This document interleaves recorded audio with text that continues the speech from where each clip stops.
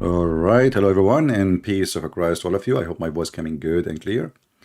Let me know if you don't hear me, and if you don't hear me, even better, because that's mean Shaitan he did pee in your ears, and this is a proof that Prophet Muhammad is a prophet. Because as you know, the only one who discovered that Shaitan he piss in your ears is Prophet Muhammad, and this is actually something very scientifically proven by all scientists around the world. As an example, if you go to NASA, to the Department of Piss, you will find that the NASA they have a door. It says Satan piss in your ears. And that was a very, very, very nice discovery, which is nobody knows about it 1400 years ago. So today we are trying to reach a new discovery, which I'm not sure if this discovery will help you in your life or not. But if you are a person who like keep using the word piss, I think Islam will be very generous with you, and you will be pissing around. Like there is a hadith. It says that the dogs used to enter the mosque of the Prophet of Allah, peace be upon him. Don't forget to say that, we could kill you. And then they pee in the mosque. And here you will see that the Muslims, because they are very dogs friendly, they are very humble. I mean, they are Buddhist.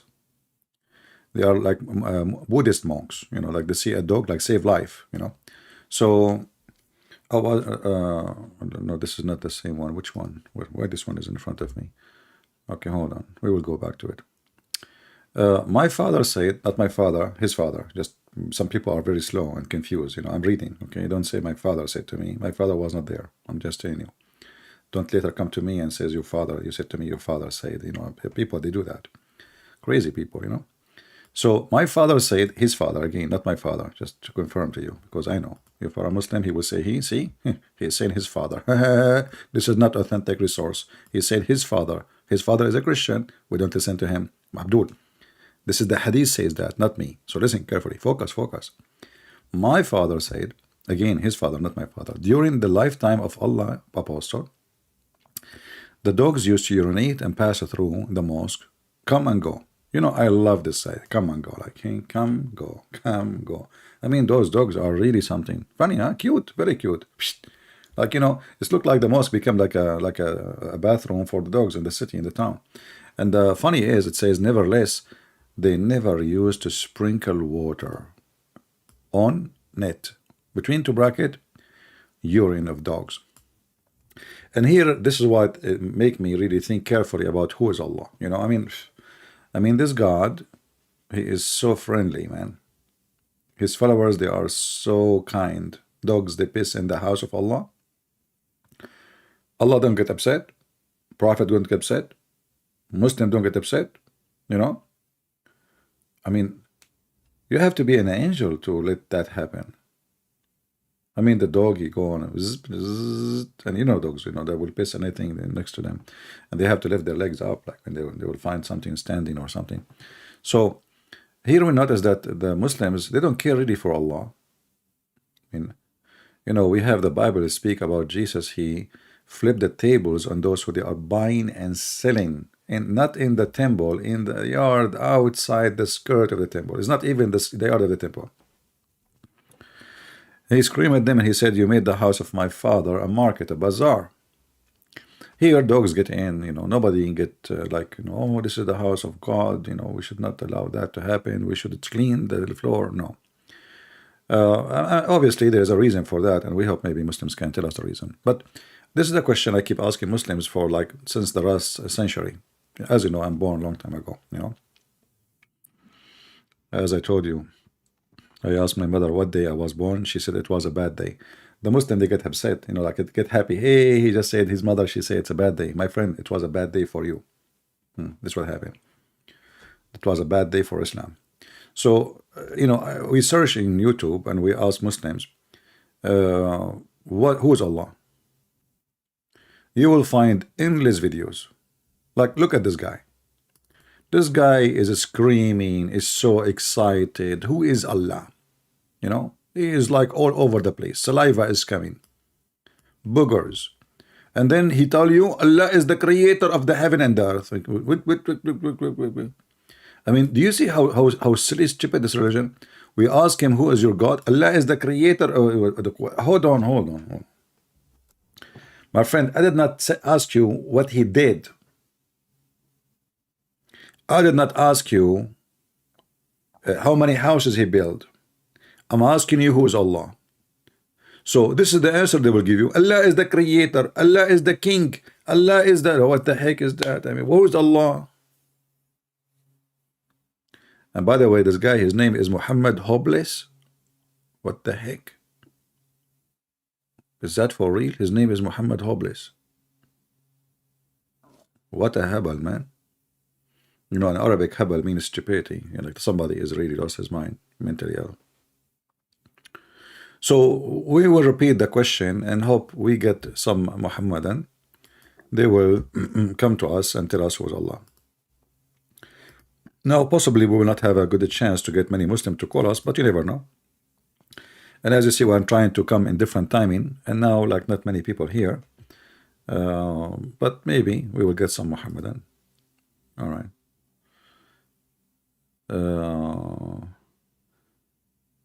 I hope this is the account of CP. Yeah, this is the account of CP. Do we have any Muslim can tell us who is Allah beside that Allah is the creator and the earth of the heaven? And do you have a proof that he is the creator of the earth of the heaven? You know, I can say I'm the one who created the earth of the heaven. What is the proof that Allah created the earth of the heaven? You Muslims are very funny. Allah is the creator of the earth and the heaven, but you do not know how he created the earth. How he can be the one who created the earth and the heaven? We have tons of evidence that Allah, he have no idea. The God who has no idea. No idea God, you know? Like this guy, you cannot even take him seriously. I mean Allah, you know?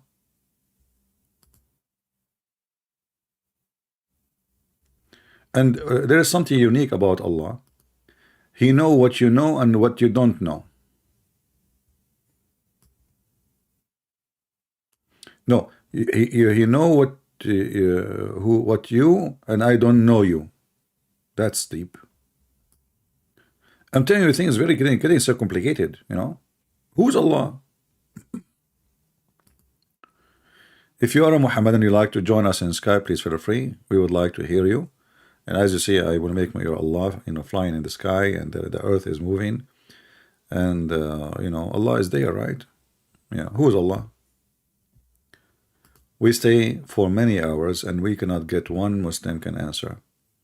And the Muslim, you know, like if you look at the comment, the Muslim comment, what they will come to us, they will say, a Trinity, Christian believe in the Trinity. And like, there's a Muslim, he's a smart Muslim, he says, is Jesus the Trinity? Look, what the heck? That is the deep question, man. And now the Christian will be in trouble. Is Jesus the Trinity? No, Abdul, Jesus is not. The Trinity is a word to summarize what we believe. There's nothing is called a Trinity, you know, as something we consider it as God. The word Trinity is not God. So Jesus is not the Trinity. And the Father is not the Trinity. The Trinity is not even exist in the Bible as a word. The Trinity is just to summarize for you who we are. You know, we believe in one God, three person. God the Father, God the Son, God the Holy Spirit. So if we ask you the same silly question, is Allah is Tawheed? You will say no. You will say Tawheed is a word, mean unification of Allah. So Muslims are very silly, and you know, they are desperate trying to find themselves a God, and they try to discredit you. But as you know, we laugh at their questions. Yeah, they are silly and they're like a bunch of kids. But you know, those questions can work with somebody who have a low IQ. But your questions will not work with us. Here we smash your God with no mercy. You know? Do we have any Muhammadan here that he dare to call me and tell me who is Allah? Beside that, he is the creator. And he was the one you unify him. You know, you remember the guy from Morocco, he said, Christian Prince, you said that Tawheed is a verb. That is a noun. So I said to him, okay, translate the sentence for you, Tawheed al-Duwal al-Arabiya. He said, this is different. You see, you need to look at the context. I said, okay, what does this mean? He said, unification of the the Arab countries. Okay, so what? Oh. Yeah, Muhammad Habul, this guy, he have a video about himself loving Allah, and he scream and he hit the table, and this is how they try to make you think that they are real religious, like he is so angry. But this potato is a potato, just call me, give me his Skype, just give me his Skype, you know. If there is any Muslim knows his Skype.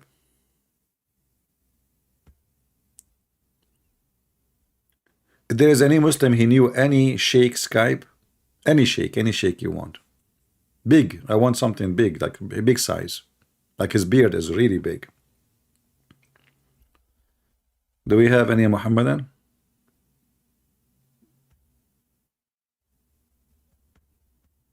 Anyone can join us? All right. Well, you need to invite, share. This is why we ask you to share the link. If you want to really enjoy a nice discussion, Abdul, coin us, someone claim to be sheikh, you need to share the link and challenge Muslim to join us and call. I cannot go everywhere and say, and for me, I cannot just even call people because they will say he's harassing us. The Abdul, he might even divorce his wife. He says, why you are calling me? Are you talking to my wife? So, we have to be careful. So we will need somebody is willing to call me, talk to me. I will call him, no problem. But just tell him, give us your Skype, and we will call you, Muhammad Hobulus. Hobulus? That's something. Any Muslim can tell me who is Allah. We have a Hassan here. Hassan saying you got no clue what you are talking about, buddy.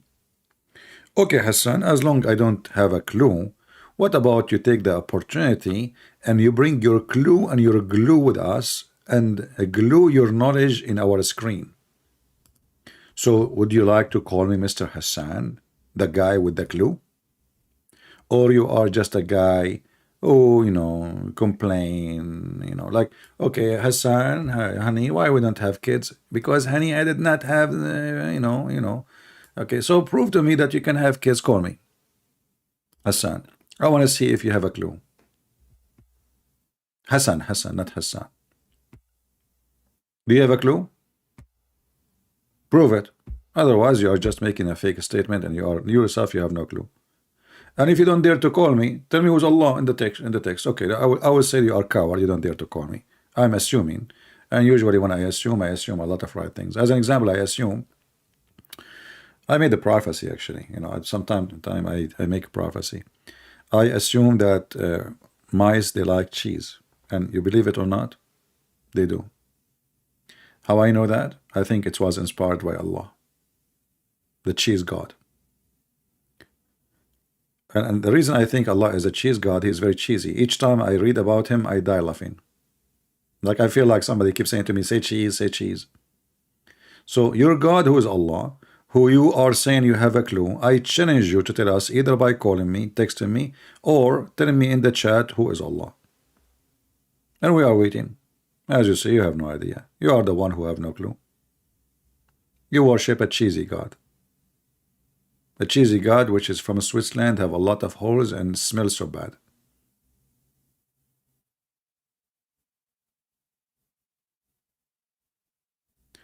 In Tagalog language, Hassan, is where are you?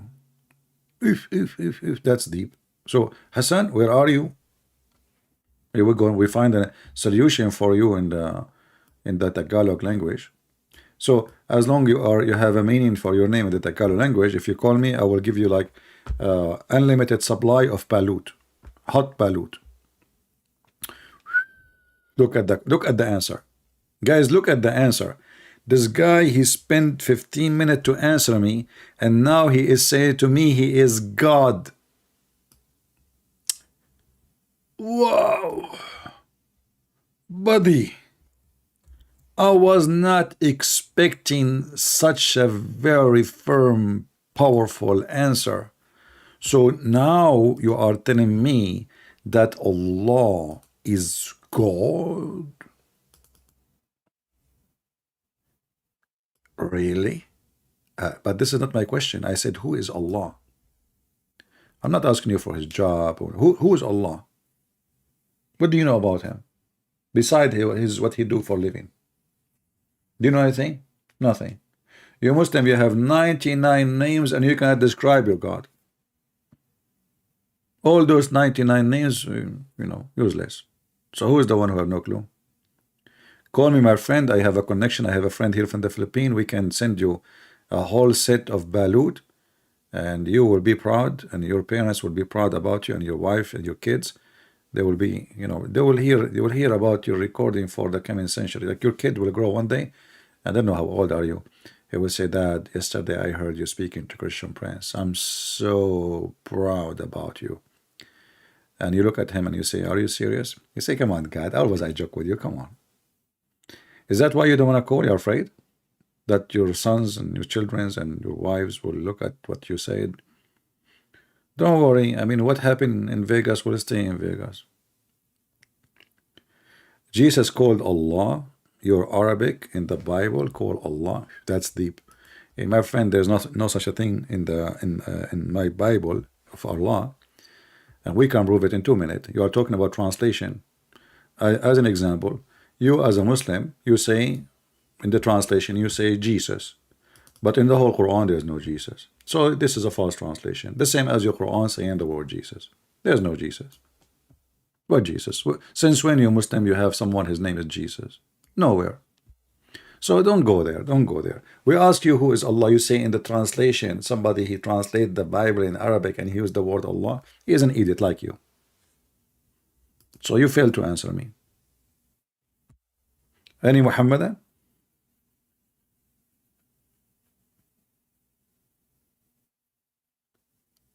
Are you really thinking of a man is capable of fully knowing God? So you are the man who told me just a minute ago you have no clue, and now you are telling me that a man like you have no clue. You forgot what you said to me 2 minutes ago? Isn't it you who said to me, I have no clue because I asked who is Allah? And now because you are in this ability, after searching Mr. Google for 10,000 years, you post this for me. Christian Blends. Do you really think a man is capable of fully knowing God? That's deep. That is hilarious deep. Who is the one who said to me you have no clue? So why you did not say from the beginning that you have no clue? Instead of giving me speeches, just say, Christian Prince, I have no clue. Isn't it this is your text? What happened? So you went to Google, you start typing, and then you come with the answer, we have no clue. And now you are saying to me, we don't know. Right? Do we have any Muslim have any glue or a clue to tell us who is Allah? Beside the silly argument in your translation Bible. This is translation. And we have a proof actually from the Quran that neither the Christians, neither the Jew, they believe in Allah. From the Quran. Isn't it the Quran says that the Christian and the Jews, especially the Jews, they made fun of Allah that his hand is tied up. So if the Jews or the Christian they believe in this in the God, his name Allah, they will never make fun of such a name. Correct, guys?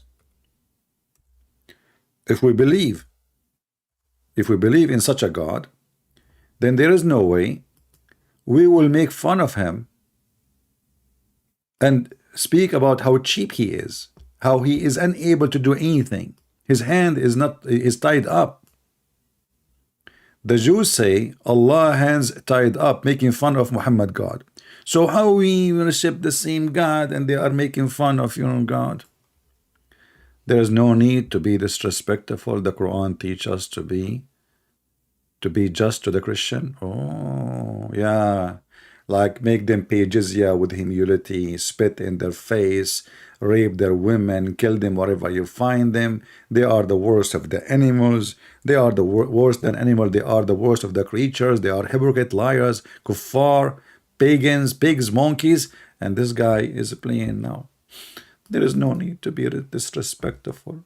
We Muslims, we treat Christian just. Yeah, I saw the Pact of Umar. Yeah, it was full of just. I mean, just is dripping all over the place. This would happen when you step in the tail of Allah. All the Muslims, they play victim and they will start crying. Instead of answering me, I'm not calling you names. I'm asking you who is Allah. What this drama is about. What this drama is about. Who is Allah? Where it says rape their women, no problem, here we go. It says rape their women even if they are married.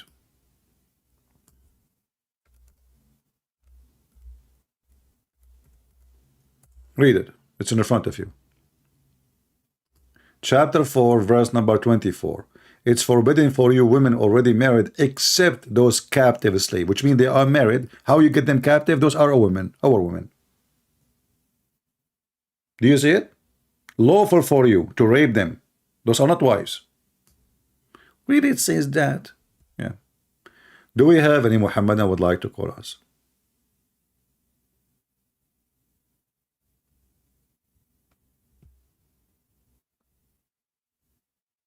Anyone?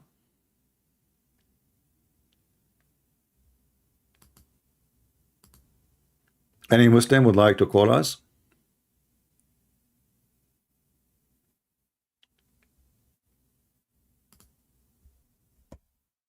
Who is a Muslim can tell us who is Allah?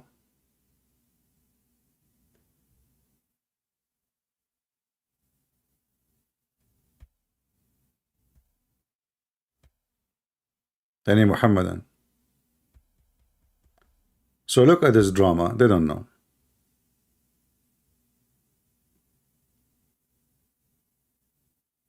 They don't know. They just make a drama. Why you are asking this question? What you know? And by the way, I have a message today for the Muslims. If you notice in the in the blue message, it says, if you are a Muslim, let me read it for you. We have a special offer for the Muslims. If you are a Muslim and you like to donate to find out who is Allah, click here.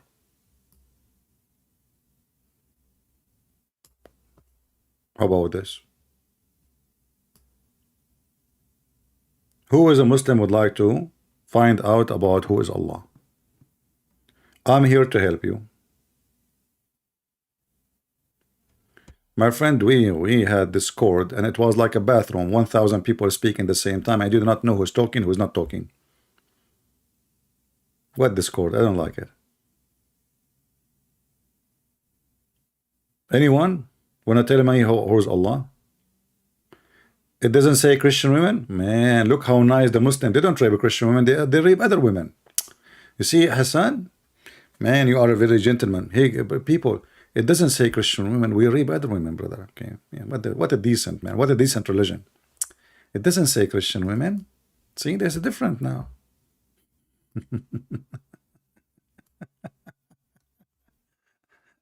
So I agree that they rape women, but you know, no, not Christian women. You are right.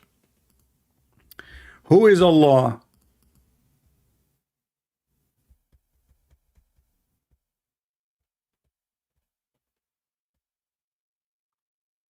The funny is there is a guy, he called himself Muslim atheist.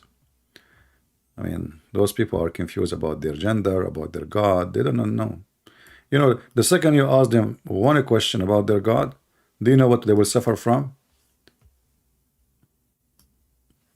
They will have a problem like this guy.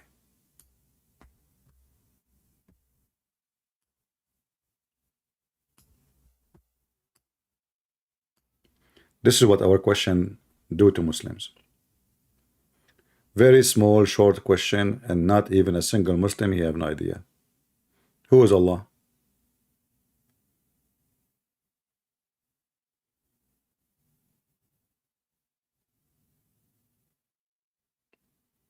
Anyone? This is how all of you feel with such a simple question.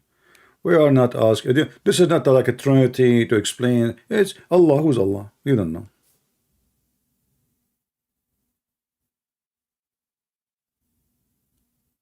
We don't want to change the question to talk about the black stone. Now we want to focus on Allah. And look, Zakir Naik, he's getting his cross eyes because of the question is very hard.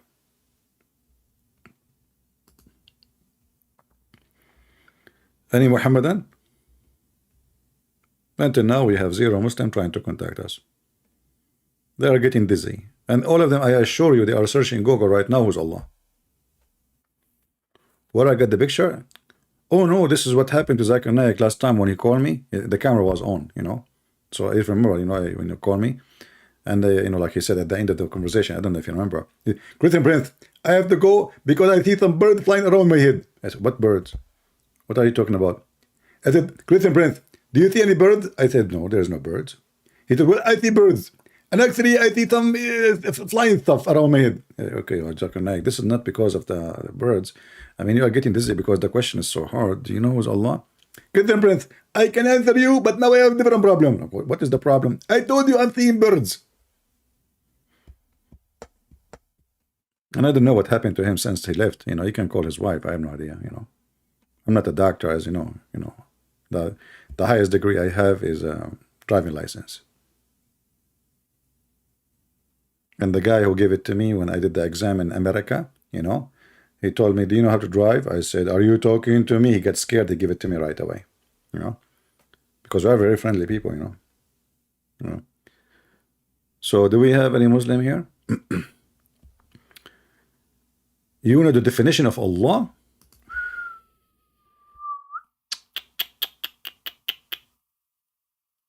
You are an atheist from Muslim background? My friend, just get a hike then.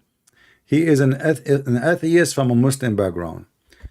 You know, so you are giving me a stupid answer then. You are an atheist because you could not find who is Allah, not because you know who is Allah. If you know who is Allah and Allah is a true God, you will never leave. So tell me you are an atheist Muslim. We want a Muhammadan to give us the answer. Do we have any Muhammadan can help us? Anyone? You know, like besides Saudi Arabia is getting green, Prophet Muhammad says so.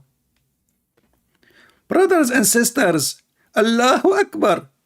Prophet of Allah, he said that Saudi Arabia is going to be green at the end of the time. And then Saudi Arabia, people are dying. They are desperate to find a drop of water. Just because they have a few, like a little rain, flash of flood, the Muslim, they make it a prophecy, and there is rivers, and they have Amazon, and they have Euphrates, and they have the Mississippi River. It's just a stupid flash of flood, you idiot. I mean, this is how desperate they are.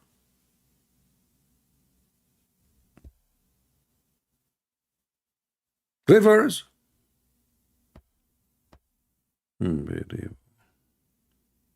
I assure you that Ali Dawa, if he see an elephant, he is pissing in Saudi Arabia, he will make it a river. I mean, the piss of the animal, by the way, this elephant, it take like, you know, like a river. He will make it a prophecy. So do we have any Muhammadan here would like to tell us who is Allah?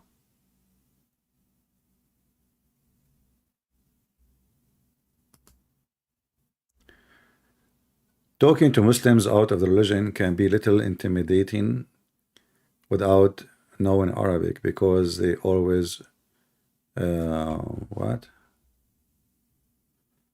Throw that in your face. Well, no, I mean, you see, if you are a very well-educated person, you can cover yourself with that, because let me tell you what Muslims they do. You see, when the Muslim they call me and I ask them to read a verse, do you know what they do? They claim that they know Arabic, but in fact they don't. None of them know Arabic. So what they do, they go here.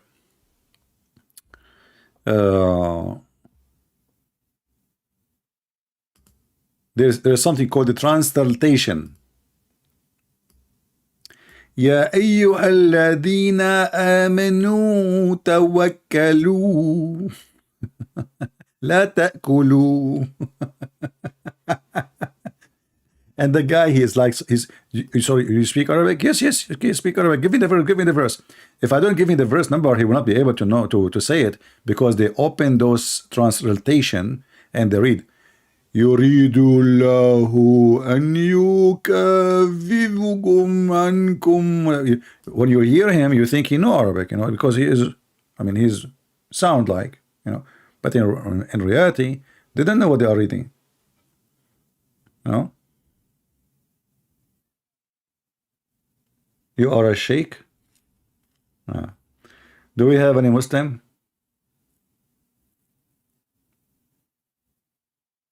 I do not either. Oh, really? Okay, why you don't call me and examine me speaking Arabic? Why you don't do that? Guys, I do not know either. I do not know how to speak Arabic. I'm born in the Middle East. I spent most of my life there, and I don't know Arabic. True story. Oh boy.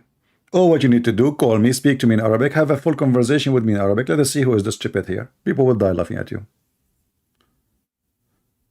Instead of picking fight online, why you don't pray to God? Okay, I pray to God to destroy Muhammad. Here we go. Are you happy now? Why you don't ask yourself, why when you pray, you curse people? When a Muslim, he pray, what he pray for? Please Allah, don't make us like the Christians, the lost Christians, and the cursed Jews. Is that your book, Potato? Yeah, let me show you. Muslims are really hypocrite. They try to avoid, they cannot answer us.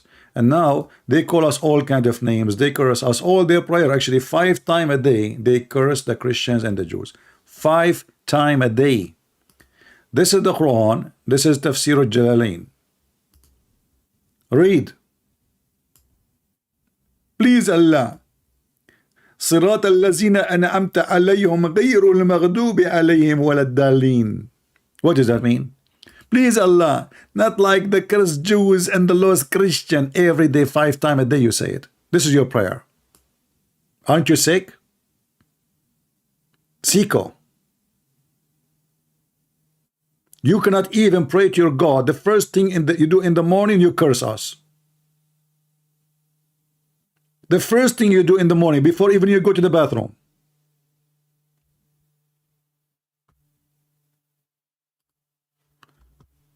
Do we have any Muhammadan? You have a Muslim, he want to talk? Okay, let's see. Somebody have a Muslim.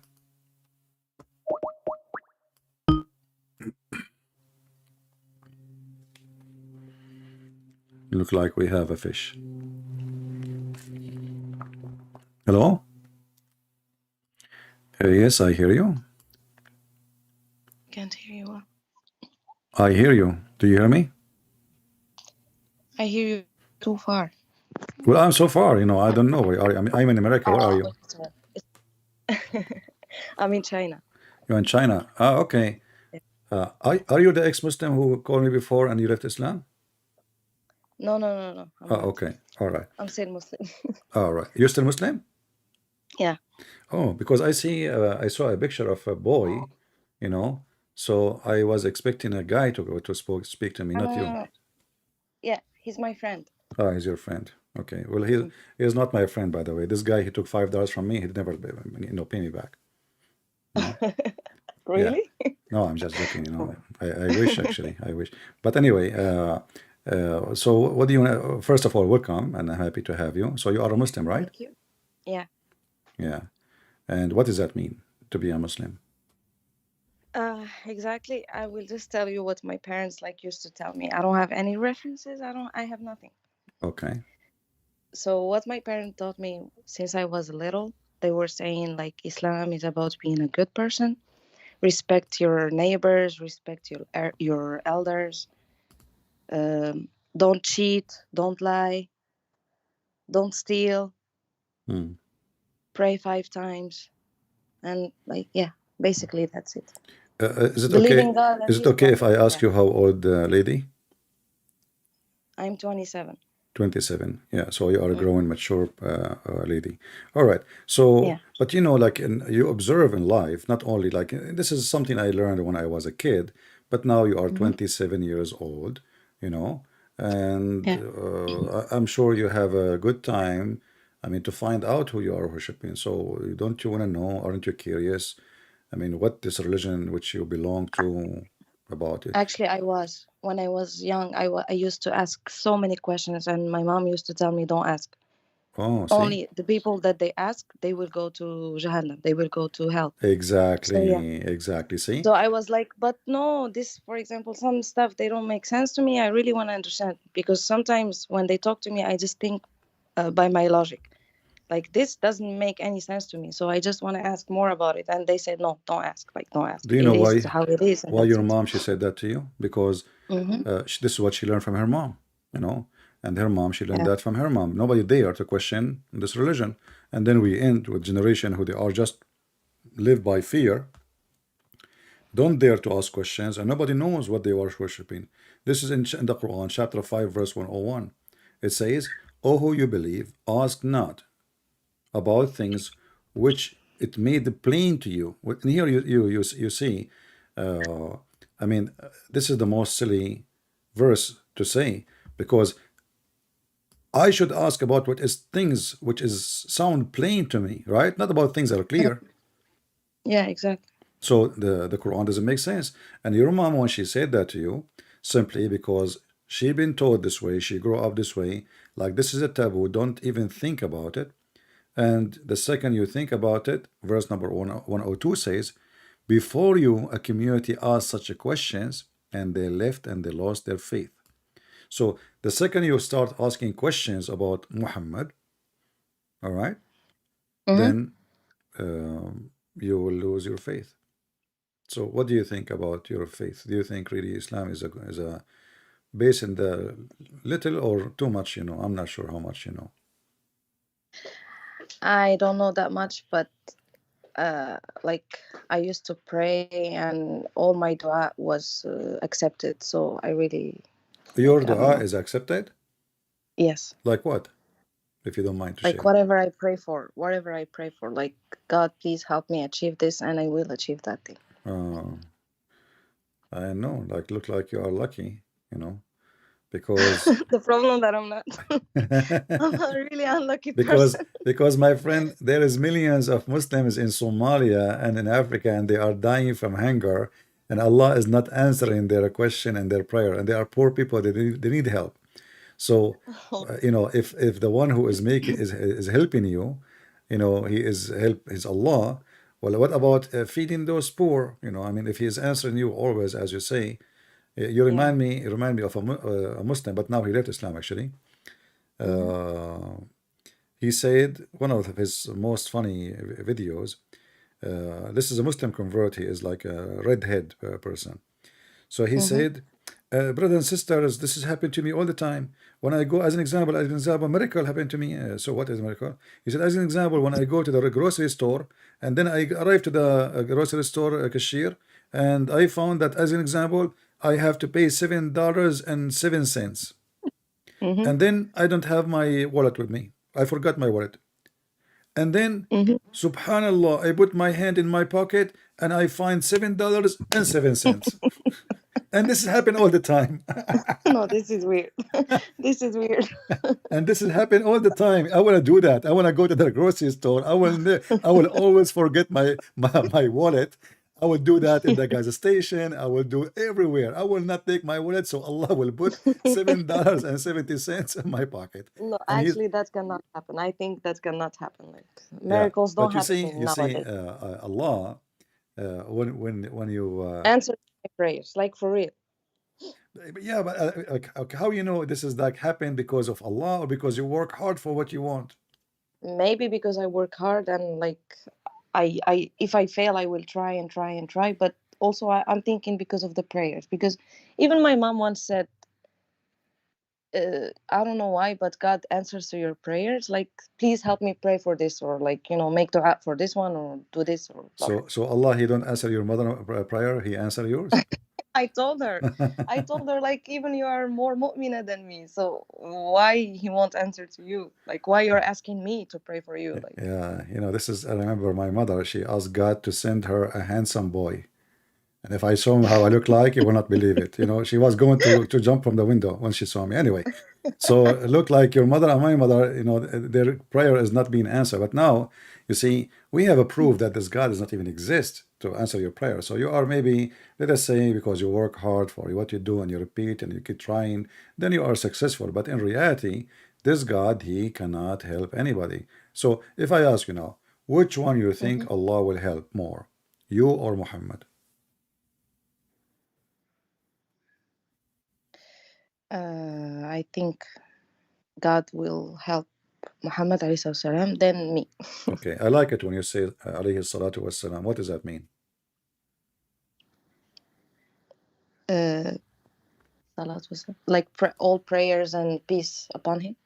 Exactly. But why you need to pray on Muhammad if he is blessed by Allah? Is he blessed by Allah or he's not yet? Well, I guess he is. But I don't know what he did in his life that he's like too precious to Allah, and like all the prayers and peace upon him. Like, I don't know why. No, Arabic, sound you speak Arabic, you said Sallallahu Alaihi Wasallam in Arabic, I heard you, right? No, I didn't say sallallahu. I said alayhi salat wa Oh, salam. Alayhi Salatu, and it's the same. Hmm? It's the same. Alayhi Salatu Wassalam, you know, Yeah. but this is a Because prayer, when I say but this is a prayer. sallallahu alayhi wasallam, Uh-huh. I feel it's weird a bit. Huh? Why like God would pray to it? When I say sallallahu alayhi That's, wasallam, yeah. I feel it's weird a bit. That's why I always say alayhi salat wa salam. All right, but you just said something priceless. You said why Allah will pray on him. Do we agree on that? Exactly, yeah. Because But like it's God. But isn't Why it God should pray for some right? human being? Right. But isn't it this is in the Quran? In the Quran it says in chapter 33, verse number 56, and you can see my screen. I don't know if you can see it. Let me switch to English. I Can can you put it. please Yeah. your screen? Yeah, my screen is on, you know. I never used it before. If you go in the Quran here, you know. Okay, hold on. Chapter 33. Inna Allah wa malaikatahu yusalluna ala nabi, verse number 56. ويسلمون عليه تسليما. Yeah. Yeah. I will go to English. Yeah. But and you know, you do not need me to translate. How that can be true. You just agree with me before even I question it, that this is cannot be true. How Allah he pray on Muhammad. And you will notice with me, you see, you are a very like a good person. You told me, yeah, well, it says Allahu yusalli, which means pray. But look at the Muslim translation, how they try to deceive people. They say Allah he sent his salat between two brackets, grace, honors, blessing, mercy, etc. But all of us we know that's not true, because grace and mercy and blessing, those are totally different word in Arabic. Salah is a prayer. Yeah, but yusalli means praise. Pray. So Allah, and look, they lie too in the translation. It says Allah he sent his salah. That's not true. It says Inna Allah wa malaikatahu yusalluna ala nabi. Correct? Which means Allah and the angels they pray on Muhammad. And here I will go back to what you said to me, that Allah he answer your prayer. Right? Okay. If Allah he answer a prayer, and the second Allah he answer your prayer, do you need more prayer? I mean, to answer your prayer, which is answered already? I don't get what you mean. Okay. If I say, okay, God, make me pass this problem, and then God, he made me pass this problem, should I pray to him again for the same problem? No. Okay. So why Allah himself could be praying in Muhammad if he is the God and he is the one who can solve any problem? Yeah, that's what I was asking as well.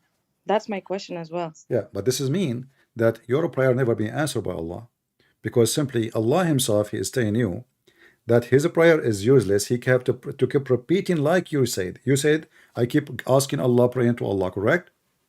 Yeah. Okay, but Allah's doing the same now. Allah is keep praying to do what?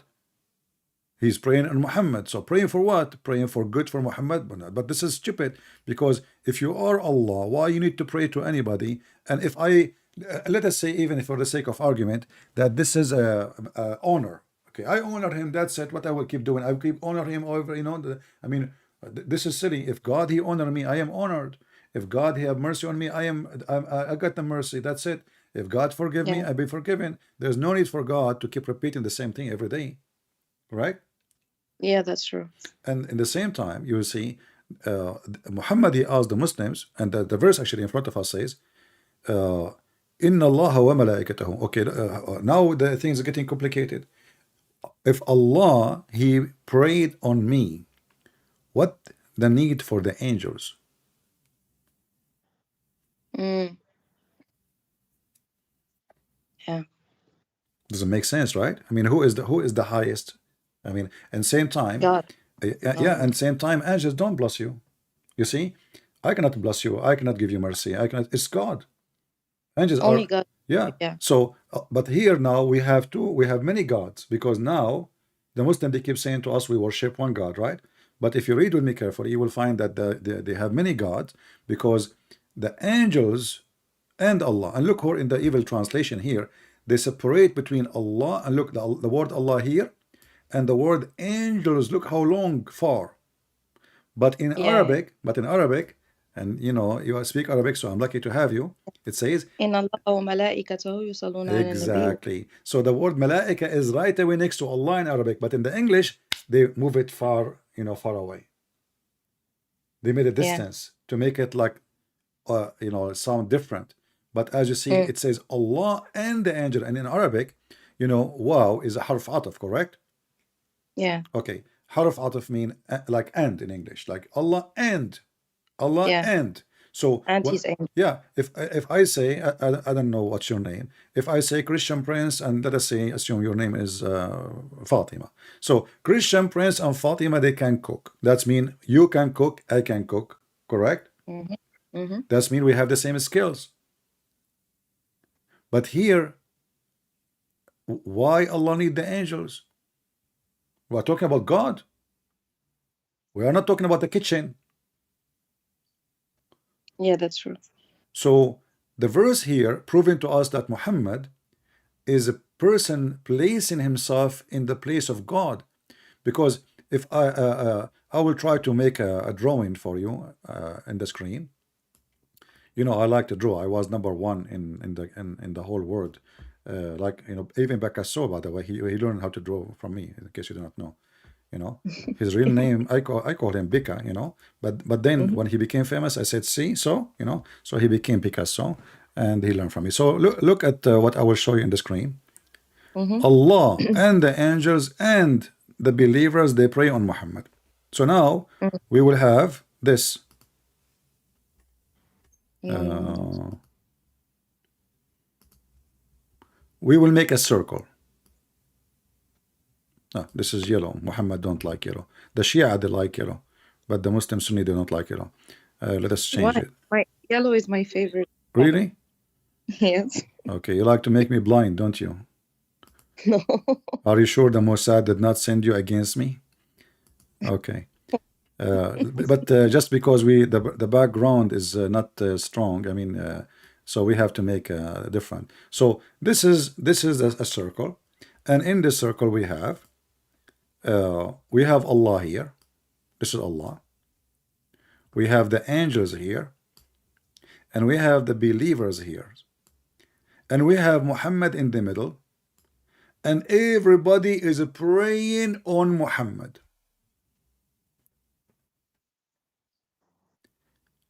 What do you think? Yeah. Isn't it this is the most silly, stupid thing ever you heard?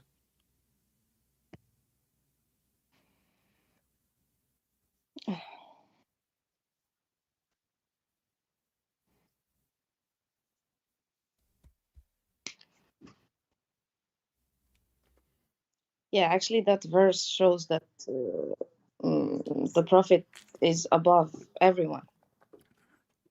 He became the center of the universe, Yeah, exactly. and Allah and the angels and the believer and me and you and everybody is busy praying on Muhammad. Why? What is exactly the purpose of this? Yeah. What does have to do with God? Why does God is worshipping Muhammad? And the word Muhammad by itself means the praised one, which is an insult to God, because that name should be given to God. Muhammad is not a name for a man, it's a name for God. Only God is the praised one. So here, Muhammad, his real name was Qasim, he changed his name, and then he changed his name to the praised one, and now he start practicing to be the praised one. So he forced everybody to praise him and to pray on him. And now we Yeah. have Allah, the angels, and the believers. Everybody until now they are praying on Muhammad. Yeah, like they used to say that the prophet is really a precious person to God, and he has the key to heaven. Actually, this is proof that the He will verse. give you. Just wait. What you said? I don't know what to Mhm. call you. Do you have a name I can call you with? Yeah, you can call me Hajar. Hajak? Yeah, Hajar, Hajar. Hajar. Nice name. All right. Thank Uh, uh, I say, by the way, this nice name to everybody. Just don't think it's just joking. Yeah. So, but what you just said is a proof that Muhammad again is a false prophet. Why? Because if he is so special to Allah, why Allah need to keep praying on him and asking people to pray on him and asking the angels to pray on him? I mean, he is so special already, and he had the you. keys. Yeah, yeah. So why? Yeah, because the person who needs prayers, like he did the bad sins, that's the person that needs prayers. Normally, Exactly. that's why. Like a person like me to be handsome one day, that's the one need a prayer from everybody. Maybe in the morning I will wake up and I will look good. But that never happened. The Christians can't even help me. So when this God, he is saying that Allah and the angels and the believers pray on him, and then the Muslim they say that Muhammad is the best of mankind and he is the most close to Allah. But look, Allah himself and the angels and the Muslims are praying for him. Praying for what? If to get the best location, a corner lot in the heaven, to get the high floor. I mean, isn't it the Muslim they say already he is in the highest, uh, and actually there's a verse in the Quran says وَبَعَثْهُ مَقَامًا مَحْمُودًا, and give him a good location, a good honor. So what is this is about? So all the idea of Islam is Muhammad, and Yeah. then if you read the verse before it, the verse before this verse, let us go. Verse number 55, you will see something very, very funny. Uh, Arabic, you can read it in Arabic, and Okay. we can see it in English. Let me wait for you in Arabic first. All right. Okay. And you will see there's no connection between the Quran. The Quran is like somebody, he's drunk, and he is making an article about Hulu Nulu. He do not know which one is Hulu and which one is Nulu. لا جناح عليهن في آبائهن ولا أبنائهن ولا أخوانهن ولا أبناء إخوات. What is this? What is this? What does have to do with this? لا جناح عليهن في آبائهن ولا أبنائهن ولا إخوانهن ولا أبناء إخوانهن ولا أخواتهن ولا نسائهن ولا أخواتهن ولا الله إن الله كان على كل شيء شهيدا. Do you understand anything? What does جناح mean? No problem. Like no problem. Yeah. But what is this? Nothing. And what does have No to one- do? What does have to like do? Huh? all these the family members. Yeah, but but this is silly. What does verse have to do with the verse before it, and what the verse before it have to do with the verse after it? I mean, we are talking praying on Muhammad, right? Yeah. The verse before it speak about things doesn't make sense. What is this? There is no sin of them, the prophet wives, if they appear unveiled. Why? Okay, before their fathers, but what does have to do with the verse before it? What the connection? You see, when we say a book of God, God is intelligent God, not stupid, right? Yeah. Okay, so if I am now talking about how to make how to cook chicken, and then right away the verse after it says and pray on the prophet, and everybody pray on the prophet and the angels and what. But what? So what does have to do with this? Here it says it's okay for the wives. It's not a problem to do this and to do this, etc. Okay, but Mm-hmm. what the verse after it have to do with it? Nothing. Yeah. Nothing.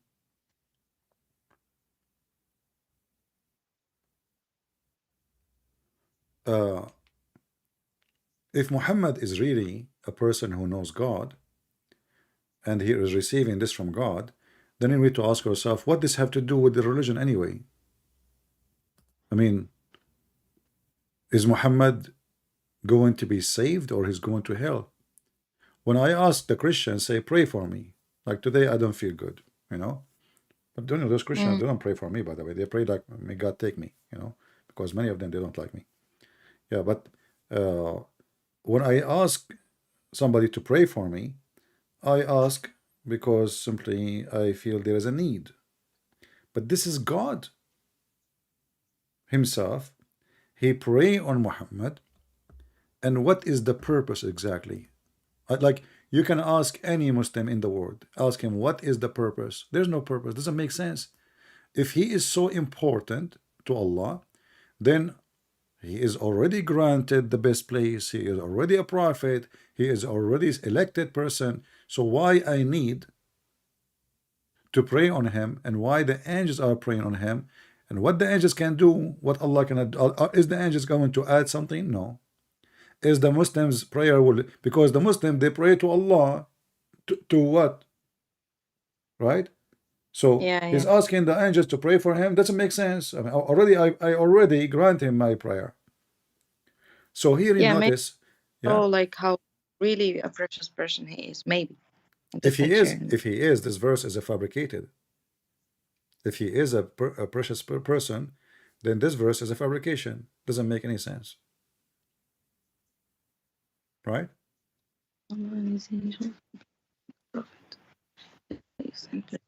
Yeah, yeah.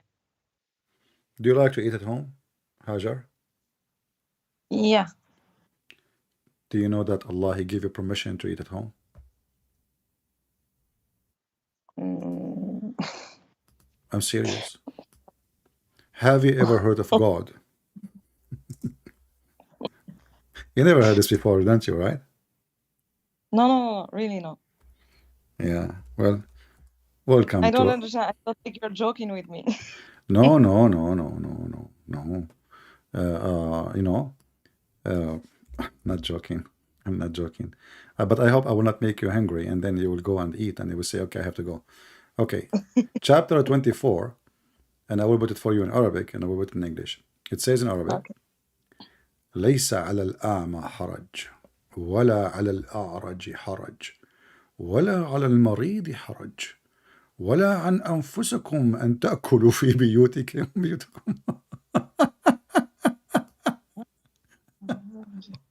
What the heck is this? This is God.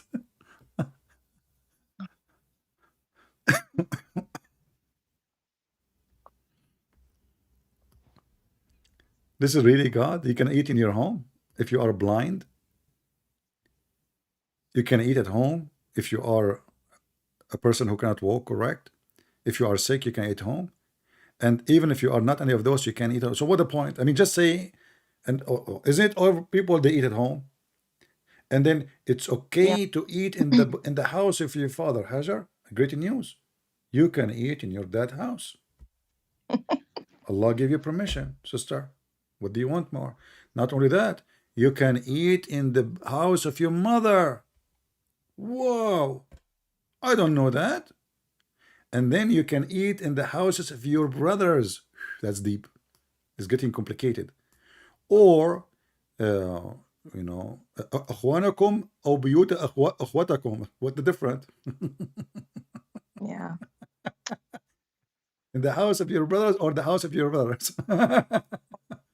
And then in the house of your uncles. And then in the house of your aunties.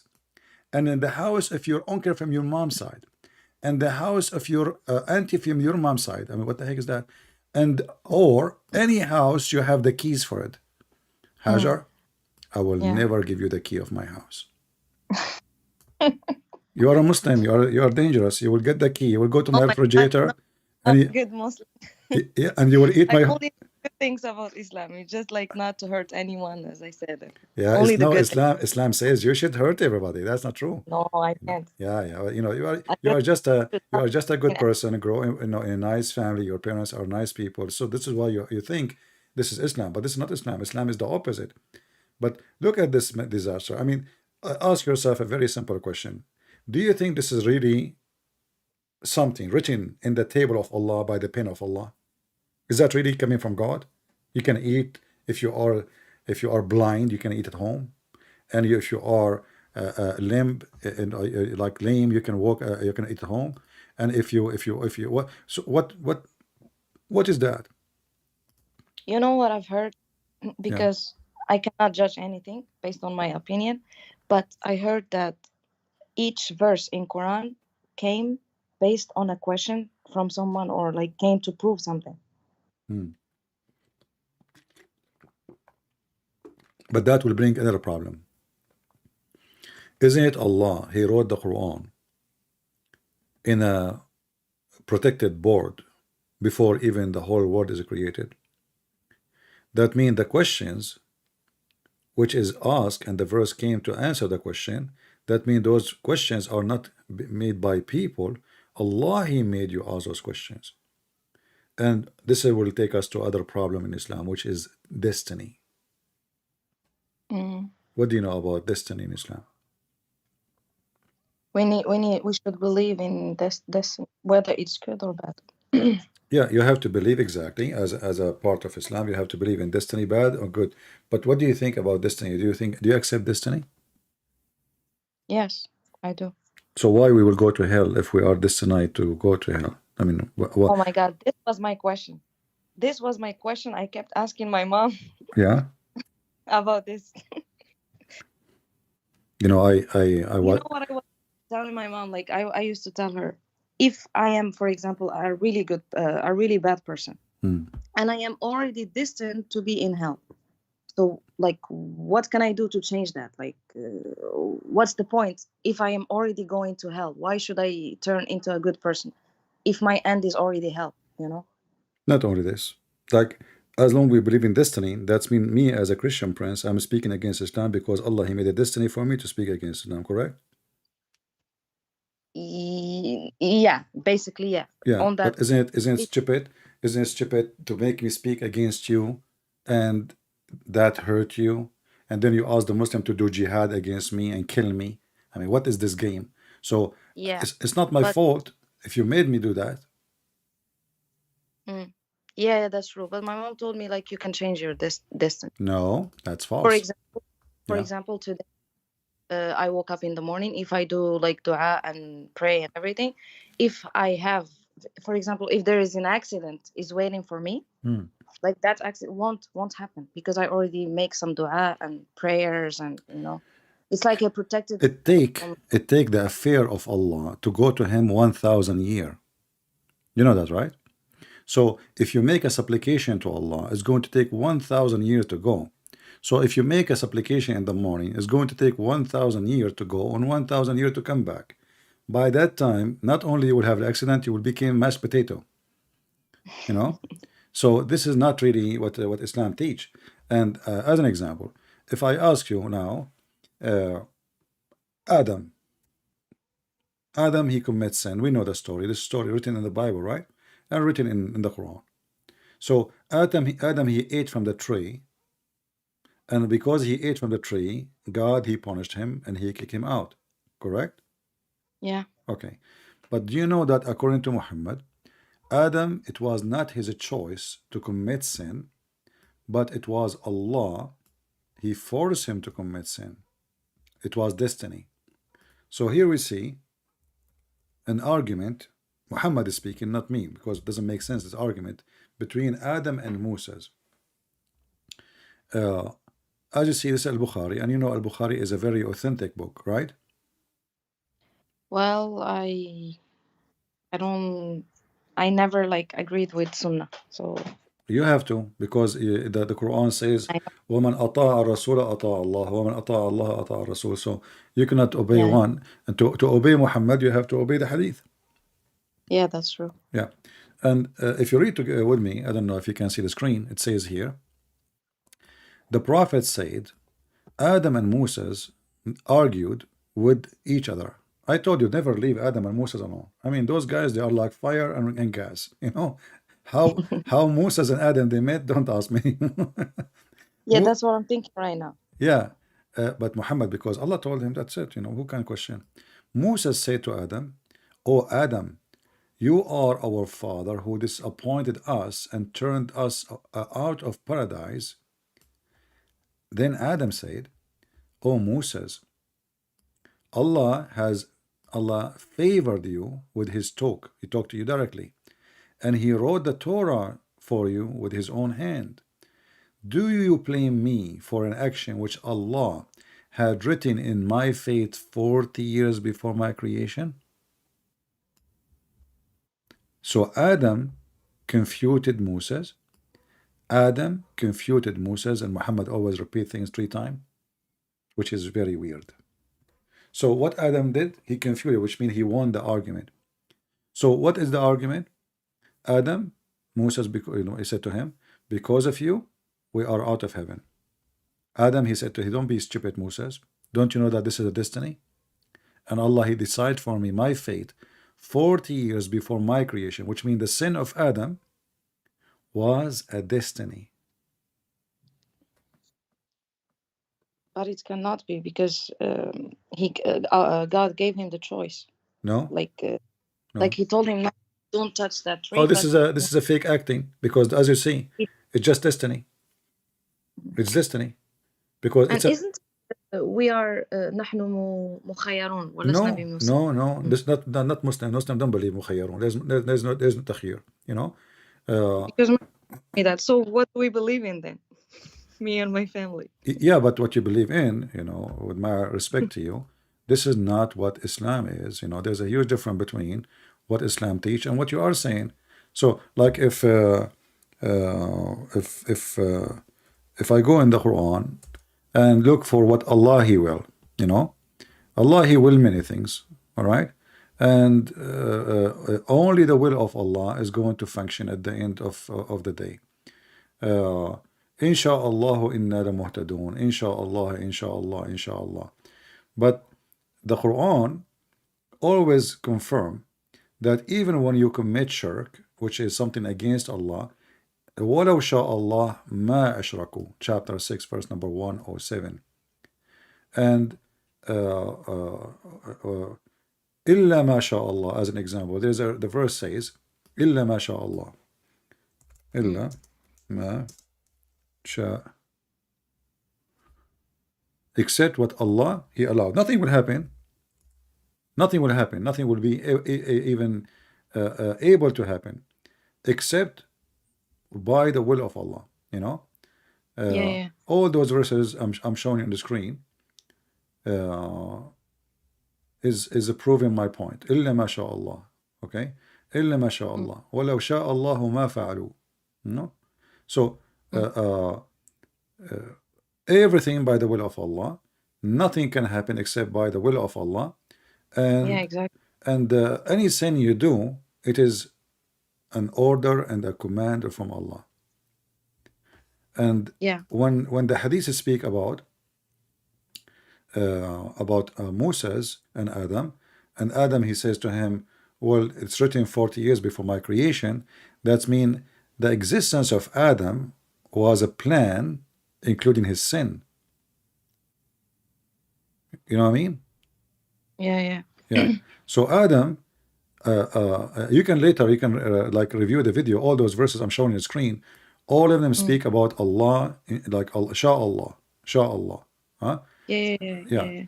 ولو شاء الله لجعلكم أمة واحدة ولو شاء الله, etc. So all of them confirm ولو one thing. أن يضروك بشيء. I don't remember the verse, but they won't like do anything to you only if God wants. So yeah. Yeah, nothing will happen. Which Exactly. also I am questioning that thing as well. Yeah. Like in the chapter of At-Takwir, I think verse number 29, it says, وَمَا تَشَاءُونَ إِلَّا أَن يَشَاءَ اللَّهُ, which is very Oh, clear, you know. If we go to verse number 29, let me see. I'm just using my memory. I hope. Okay, chapter At-Takwir. Let us see. Let us go here.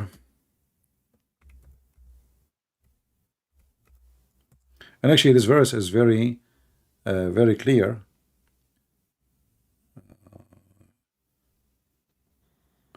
I mean, this search engine is really weird. It's messed up. You know, you type a word. Let us go to a better way. We go to 81.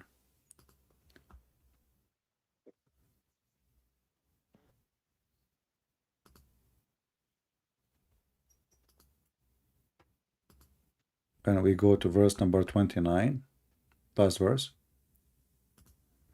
Let's see if you can see it. Do you see it?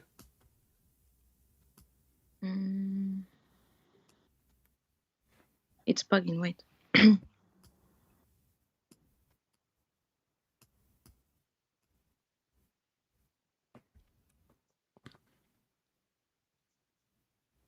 وما تشاءون إلا أن يشاء الله رب العالمين. But I see now. Okay. Yeah.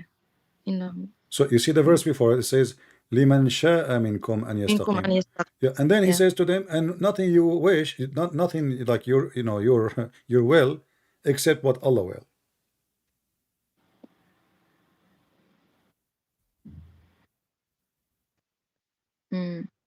Which means, if not Allah will, you will have nothing happening. Right? Yeah. It's Allah will at the end of the day. So, but you shall not will except as Allah wills. So your will is a fake will. So why we call it will? Because you cannot will unless what is Allah wills. So we are not free. We are just enforced. Like as an example, if somebody have fornication, is fornication a choice in Islam, or it's a must? I don't know. What do you think? I mean, isn't it this is a something you decide to do or not to do? Should be this way, right? I mean, I should not believe that God he forced me to do fornication. Correct? Yeah. But this is what Muhammad saying. Read carefully. Muhammad, he said, and this is very authentic hadith. Verily Allah has fixed the very portion of adultery which a man will indulge in which he of necessity must commit. Adultery of the eyes, the adultery of the eye is the lust look, and the adultery of the tongue, and etc. It is what? It is a portion of adultery. Allah have fixed portion for you. It's not a choice. So you like it, you don't like it, you are going to do it.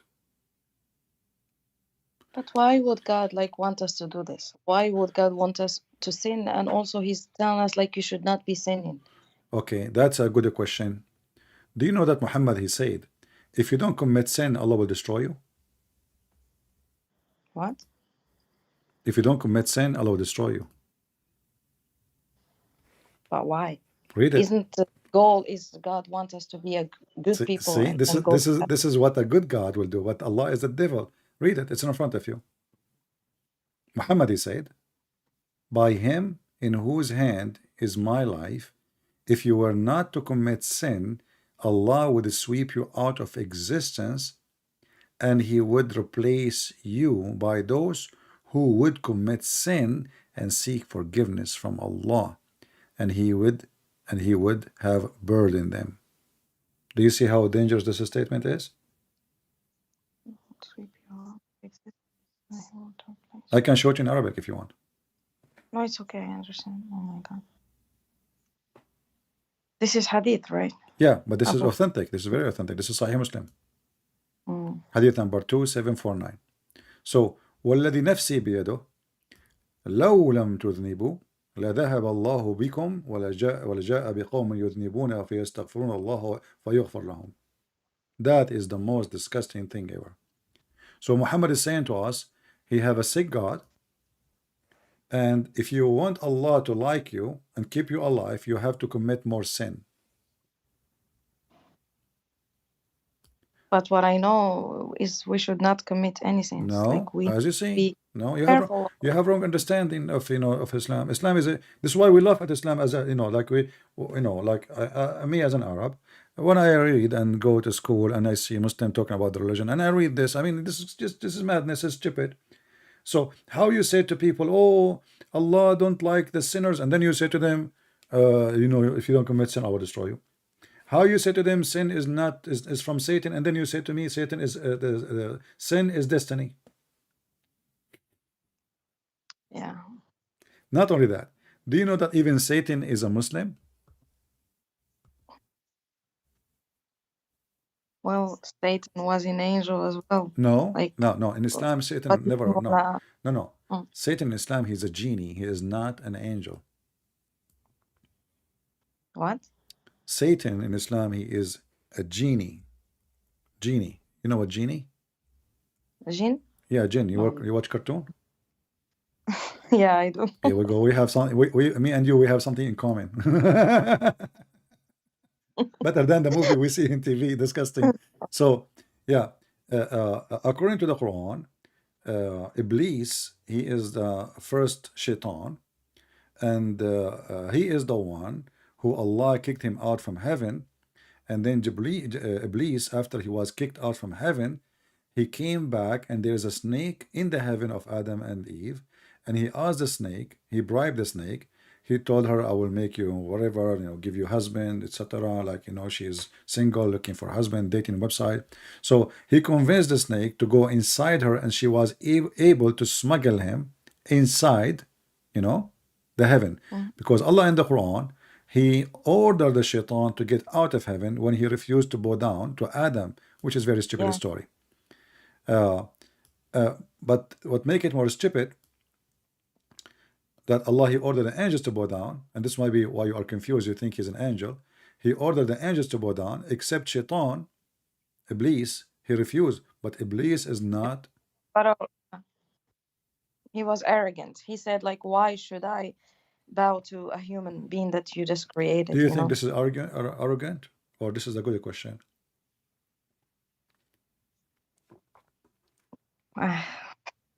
Why I need to why any one of us will bow down to Adam? Who is Adam? I thought Islam teach monotheism. Isn't it a bowing down is an act of worship? Yeah.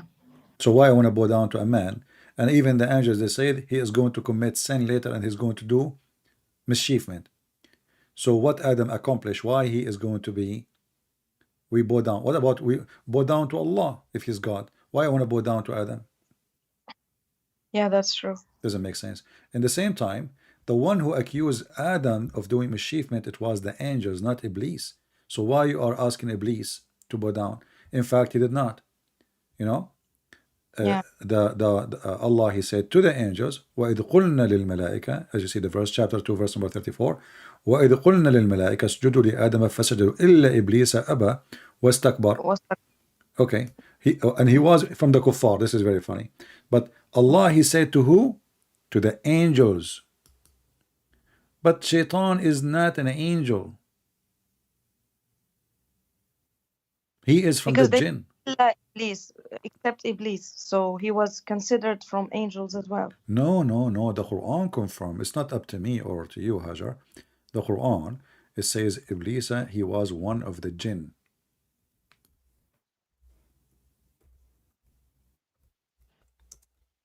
Even Iblis, he explained. He said, you created Adam from mud, and I am created from fire. He's a genie. Yeah, right? that's true. Yeah. I know that chapter 7, verse number 12, it says, Allah, he said to him, what prevented you, O Iblis, that you did not prostrate when I commanded you? Iblis said, I am better than him. You created me from fire, You created him from clay. But here there's no just. The one who accused Adam to do mischiefment is who? Is the angels. And Allah, He said to the angels, bow down. He did not even mention the word Iblis. So imagine I say all dogs get out, and then I get upset from the cat for she did not leave. I Angels, understand you. yeah, angels and genie are two different creatures. Angels are created from light, genie created from fire, human being Yeah. created from dirt. So three different elements, and angels who they are made from light, it should be higher than the man. Because isn't Allah Yeah. light? Yeah. That means the angels, they have the same nature of Allah. So how you make the one who have the nature of light bow down to the one who have a nature of a dirt? Same time, the angels did not do anything wrong. They told Allah, are you going to create someone who will do mischievement? And Allah, He told them, I know what you know not. And He told them, He asked Adam to read all the names, and He said to them, okay, علمنا آدم كلها. I know that verse as well. you remember it? Yeah. But don't you think this is the most stupid cartoon ever? Did you notice the mistake here in the verse? Well, yeah, actually, now you're showing me some stuff that I never noticed before because I'm just reading without like noticing stuff. Without focusing. But look what happened, Hajar. Do you have a dog at home? No. I don't have one too. Okay, what do you have at home? Do you have a cat? No. Okay, I don't have a cat too. I like dogs actually, but I was beaten by one. Then I started to be scared of them. The dog, he did bite you? Yes. And you are saying to me, Allah, He answered your prayer? Is that one of them? No, it's not. Now, come on, I got you busted now. Your prayer is working for sure. But I don't pray every day. I don't like say dua. Yeah. Excuse. Yeah. Yeah, you pray to Allah and a dog. But you know what happened to me? It's close to your story. I prayed to God, and then a lion, bit me. I went to the zoo. I put my hand like inside. I forgot myself. I was talking to a friend, and I was like get excited, and my hand go inside the thing, and the lion, he cut my hand. But thanks to Allah, I have 3 hands, so I have 2 hands. Anyway, true story. Yeah. So look what happened here. So the angels in chapter 2, verse number 30, the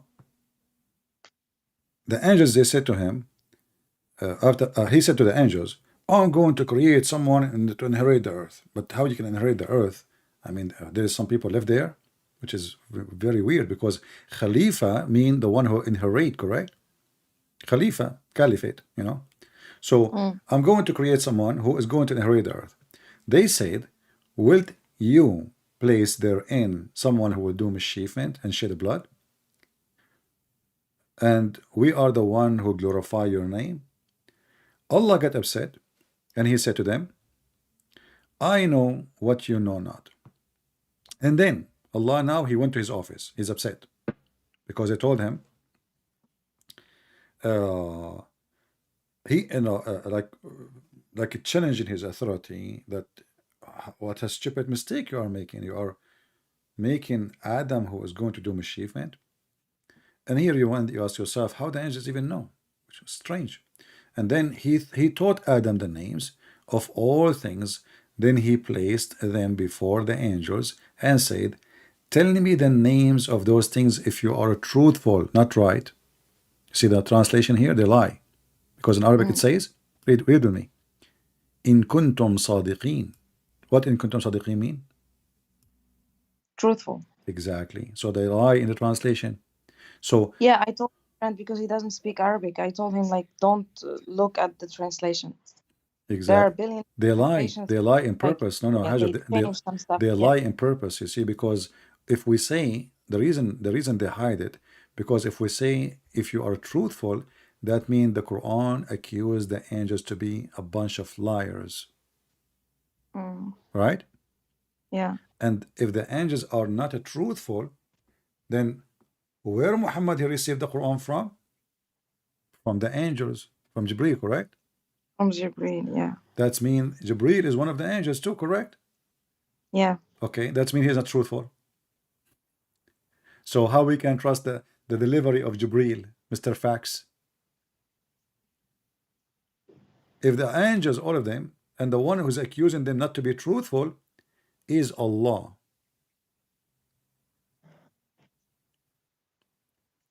And then Allah, if you look with me in this story here, this is why I ask you if you have a dog or a cat. Do you know why I ask you if you have a dog or cat? No. Okay, what about if you have a rabbit?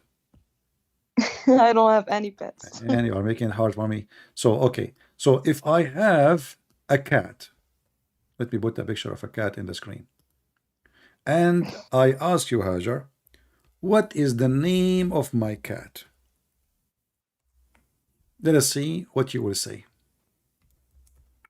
What you will say to me. I don't know. What do you mean you don't know? You have to know. You cannot do that.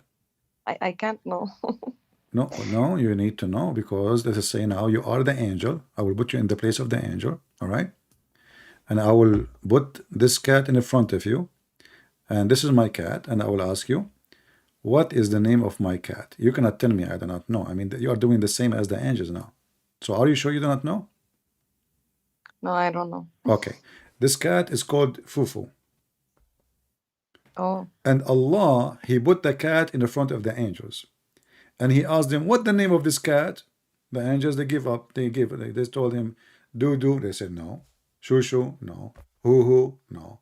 Cuckoo, no. Joe Biden, no. Trump, no. So they give up. And then Allah, He said, okay, you know what? I will tell you, you lost. Fufu. And this is how Allah, He proved that He is God. Because He knew the names of the cat which He gave her the name. Are you with me? Yeah, I am. Do you understand what happened? I am. Do you agree with me? This is the most stupid, intelligent trick to prove that you are God by the name which you gave. You are the one who named the cat. Wow.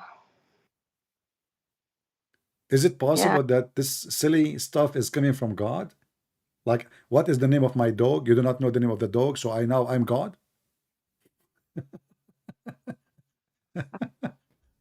Okay, ask me what's your name.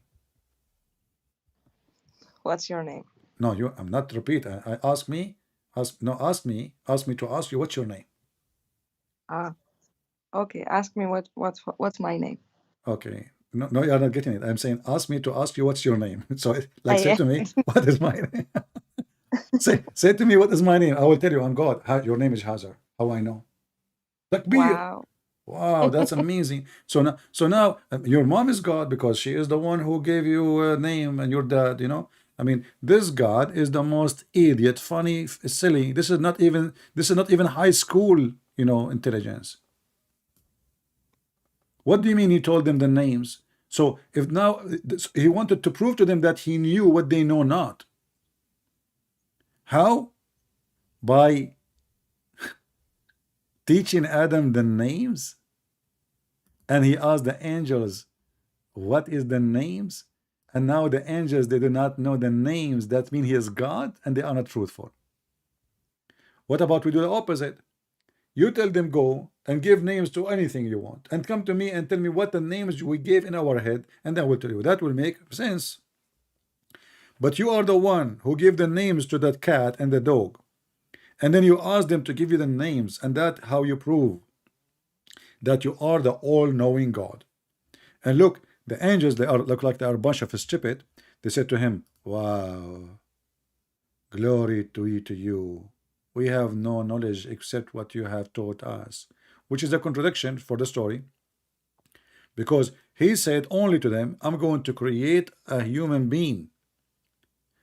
They said, are you going to create someone who do mischievement? He just told them he will create. So what do you mean we know except what you told us? Where do you get this information from? So the whole story is a stupid story. And then he said, and we said to the angels, prostrate, except Shaitan, but Shaitan is not an angel. And then Allah, he ordered Shaitan to get out of heaven. And then you ask yourself, how in the world Shaitan, after he get out of heaven, he was able to get in? Because this has happened before Adam creation. Remember, right? Adam is not created yet. Allah, He just said to Adam, I'm going to create somebody. This argument, and then Adam, he was created after the argument, and then He gave him the name, and then because Shaitan, he refused to bow down to Adam, so now in this moment Adam is exist. Allah, He ordered Shaitan to get down, you know, out of heaven, because he refused to bow down. So how Shaitan get inside the heaven again, and he whispered to Adam and Eve.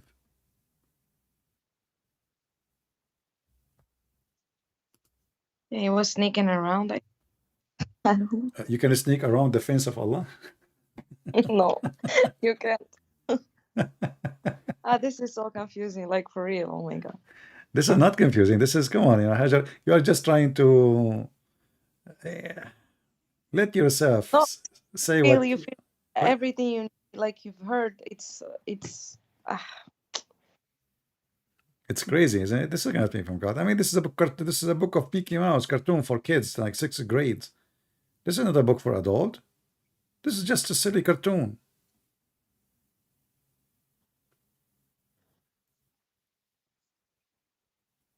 and people read and cry while they're reading. I cry every day. I like onion, but this is have nothing to do with God. You know, you know, people who cry too much because simply they have like suffering, you know, issues. They are depression. You know, God don't want us to cry. I mean, we use the word cry to God, not by crying tears, but by like asking God, you know, supplicating, communicating with Him. You see, in the Bible teaches us to, when we pray, we call God, we call Him the Father. You know that, right? Yeah. What do you think about calling God the Father? Which one is better, to say I am a slave of Allah, or to say I am a child of God? Child is better. Child. Do you know what the difference between slave and child? There's a huge difference. Imagine you are living in a palace, and in this palace there is someone, he is majestic, but this majestic person, he wants you to call him father. It's so beautiful. It's so beautiful because it's relationship between a child and father. It's a love relationship. It's not like, oh, I am the supreme, you are nothing, you are an insect, you are a slave of Allah. You know, the Quran says Allah created none, like nobody, except like the genie and the human, except to worship Him. وَمَا خَلَقْتُ الْإِنسَ وَالْجِنَّ إِلَّا لِيَعْبُدُونَ. In the Bible, when we pray, we say our Father, the first statement, our Father, and then you say the rest from your heart. You can recite a prayer from the Bible as it is, but it's even better if you say it from your heart and you speak to the Father and you are a child of God. And there is a huge difference between Christianity and Islam. With Jesus, He explained to you, He give you parables, He show you what it's mean to be you, how you can be saved. Destiny is not about this. Even the disciple of Jesus, one of them, he betrayed Jesus. This is how the free will work. Because if it's a destiny, well, that means the guy is not bad, because it's a destiny, right? It's my destiny to betray you. Yeah. So in Christianity, it makes sense that everyone will pay for his sin. And then the Muslims, they lie about us. I hope you won't get offended when I say the Muslims, they lie, because that's what we see every day. They say, oh, the Christian, they believe that their sin is forgiven because Jesus died for them, and now they can go and sleep around and fornicate and steal and kill because Jesus died on the cross. This is absolutely far away from the truth. Absolutely. Jesus, He said, not everyone says to me, Lord, Lord, will enter the kingdom of my Father, but the one who do His will.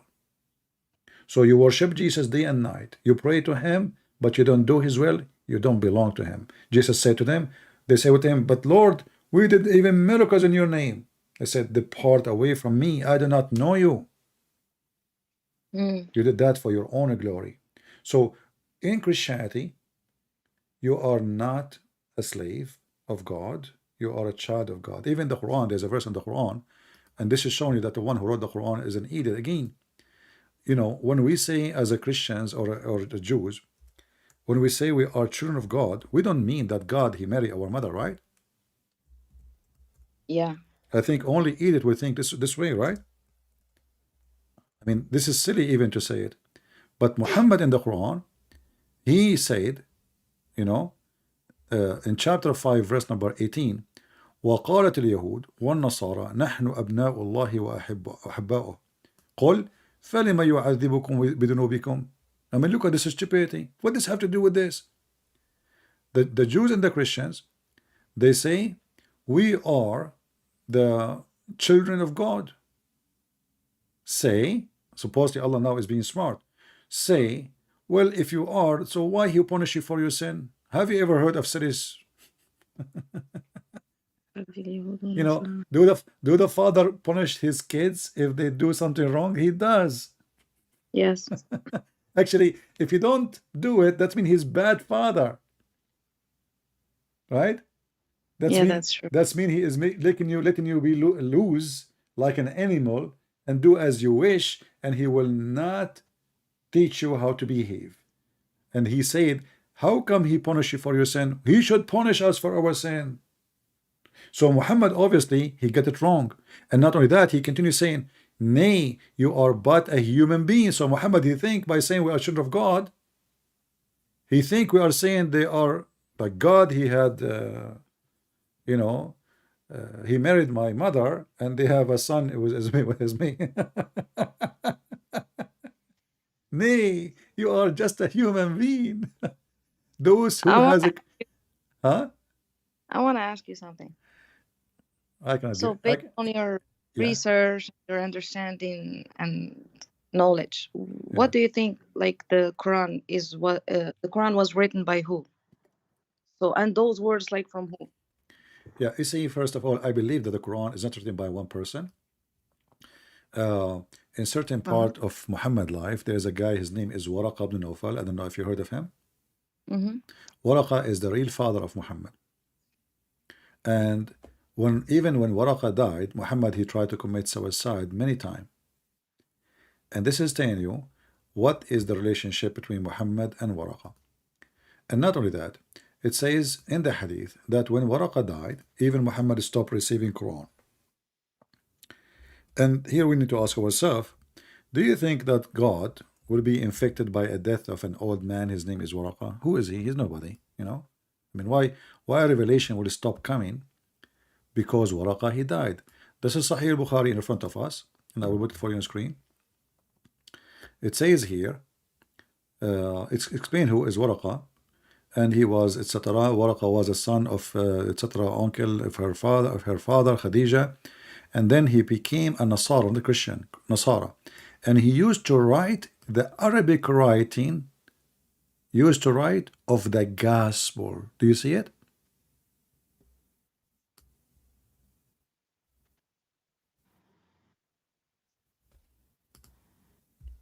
Are you with me, Hajar? Was the son? Yeah, because it's bugging. Waraqa was the son of her uncle, her father's brother, during the Islamic period became a Christian, and he used to write in Arabic writing. He used to write the gospel. Oh. That is the Quran. Yeah, because there are a lot of similar stories between what's in the Bible and what's in the Quran. Yeah, but this guy was not writing really a gospel. He was writing a new. This guy is a Nasara. He's not a Christian. Nasara, they don't believe that Jesus was crucified. You know, so they are not Christian. This is why they are called Nasara. Nasara have nothing to do with the Christians. So Muhammad, he is the son of this man, and not the son of Abdullah. Muhammad was born 4 years after Abdullah's death. So how he can be his son? It's impossible. So as you see here, Waraqa was writing a gospel, and this is telling us a different story now. Because if the Christian gospel was corrupted, why Muhammad praised this man? He is a good man, and he is writing the gospel. Well, if the gospel is corrupted anyway, no. So here, this guy is writing a gospel which is creating an idea for Muhammad, preparing him to be announcing himself as a prophet. And here you will notice that this guy is an old man. When he died, it says here, when Waraqa died, let us see, here we go. But after a few days, Waraqa died, and the divine inspiration was also paused for a while, and the prophet becomes so sad, and we have heard that he intended several times to throw himself from the top of the high mountains. And every time he went up to the top of the mountain in order to throw himself down, Gabriel would appear before him and say, "O Muhammad, indeed you are the messenger of Allah in truth." Whereupon this, his heart would become quiet and would calm down and return home. And whenever the period of coming inspiration used to become long, he would do the same as before, which means he go to the mountain to throw himself. But isn't it, this is a clear sign that Muhammad is mentally ill too? I am a prophet. Okay, and now God did not give me a revelation for 2 months. Why I need to jump from the top of the mountain? Yeah. And I keep repeating this. Look, it says many time, and whenever the inspiration become long to come, he do the same. And then Jibril, he go to the mountain and he tell him, "Please, Muhammad, don't jump, Habibi, come on here. What do you want? Barbies? I will get you Barbies. What do you want?" So this is stupid. This is not a guy who is a mature. And they say that Muhammad became a prophet after the age of 40. So we're not talking about a guy, he is 16 years old kid. We are talking about a fully grown man. He is already now close to his 50. So why he want to kill himself? And isn't it killing yourself against God too? Yeah, it is, because the soul is too precious to God. Not in Islam. We should Not in Islam. any. No, not in I'm Islam. talking about Islam right Yeah. But as you see, wherever you go in this, I cannot even call it a religion. Wherever you go, this is really stupid. This religion is stupid. You know, if a child is a baby, an infant, you like children's? Yeah, I have a baby. I have a. Oh, you have a baby. Well, let us Yes. pray to God. He will not be like me. Okay. So now, She's. she's a girl? Yeah. Okay. I pray to the Lord to keep her for you and see her one day growing and became a bride. I mean, and you will be proud of her. So look with me, Hajar. If a child is a baby infant and died, do you think should go to heaven or go to hell? heaven. Like Why? we know that all infants, they will go to heaven. Why? Direct. Why you are sure? Huh? Because they're angels. Okay, but why you are sure? What do you mean by angels? Babies, like they're angels. You know, when I was a kid, I was not an angel at all. I assure you that. You know. Come on, under 1 year. even when the lady, she was delivering me, I took her ring. You know. She put her hand came out with the ring. You know, with the ring. I took it, and then now I have it. By the way, true story. Oh my God. So anyway, so a child will, if he died and he is an infant, he will go to heaven because he's an angel. You said, right? Yes. Because he did not commit sin. Exactly. He didn't commit any sins. Okay. Yeah. Do you know that Muhammad, he says no, infant, they will go to hell? Why? Because it's destiny. You forgot? Read with me. Muhammad and Aisha, they went to a funeral. And this is the book of Sahih Muslim. Aisha, she said to Muhammad, I can show it in Arabic. Choose for me if you want it, not in English. I'm still seeing there is happiness for this child who is a bird from amongst the birds of paradise. Yeah. That's what I see now. Yeah. Okay, let me open this one here. I will click in this one as long as you are seeing. And you can read better. I will zoom out a little bit. Okay. Read it. Go ahead. If you can read it loud, please. Which one? The one you will see now on the screen. You're moving. God's messenger? No. So you're still. So which one? I will highlight it for you. God's messenger was invited to a funeral. Ah, okay.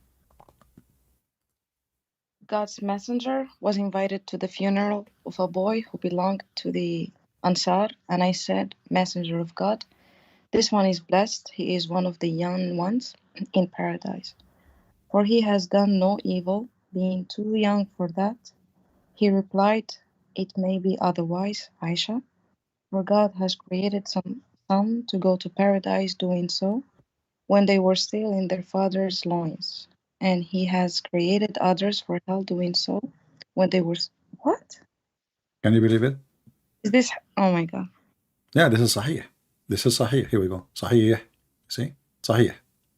There's no question about it. So, a baby child, Aisha, she is like you. She thought, oh, this is a child. He's an angel. He's a asfur. You know what asfur mean? You know? Sparrow. He's a Yeah. asfur. You know? She's talking about an infant. Like translation here says, you know, boy. But Aisha even described him that he is very young to the point she called him a sparrow. You know? So, he is a asfur from asafir al-jannah.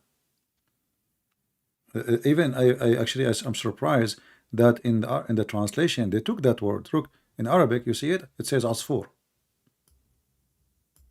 Asfur min asafir al-jannah, correct? Yeah, in English they don't say he's a sparrow. It disappear. You see, guys, why we cannot trust their translation? I mean, they took the Yeah, whole yeah. sentence off. I know about this. Like, no one can trust the translation. Yeah, Yeah. but That's why I don't like to read the English part. I always like read the Arabic but you part. know, like you are lucky you speak Arabic, but and the rest of the Muslims in the world they don't speak Arabic. Exactly. Like when I told my friend, he told me, so I need to learn Arabic in order to read Quran. I said, yeah, Yeah, because you should not trust any translation. Like exactly. most of them are So you just see, guys, listen to her. This is Hajar. She is a Muslim. This is not a Christian prince saying to you, and she is a witness. They lie in the translation. They cut sentences off. Look, yeah. in this translation here, they say it's a bird. In that translation, there's no bird.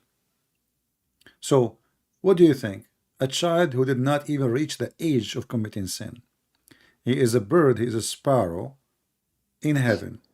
Muhammad, he said to Aisha, what are you talking about? It might be otherwise.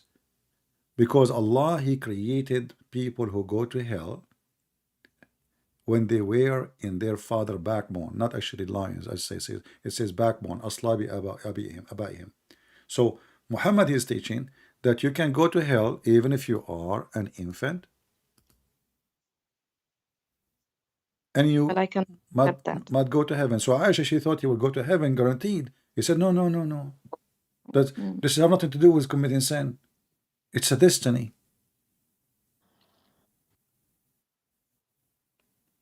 So now you are saying to me you pray to Allah, and Muhammad he says, oh, your destiny where to go have nothing to do with your sin, because you one day you were an infant, right? Yeah. So if you die at that time, this is you have the same destiny, and now we'll change nothing because it's already written when you are where? In the backbone of your father as a semen. It's written for you already where you will be. But I don't know. as you see, Not.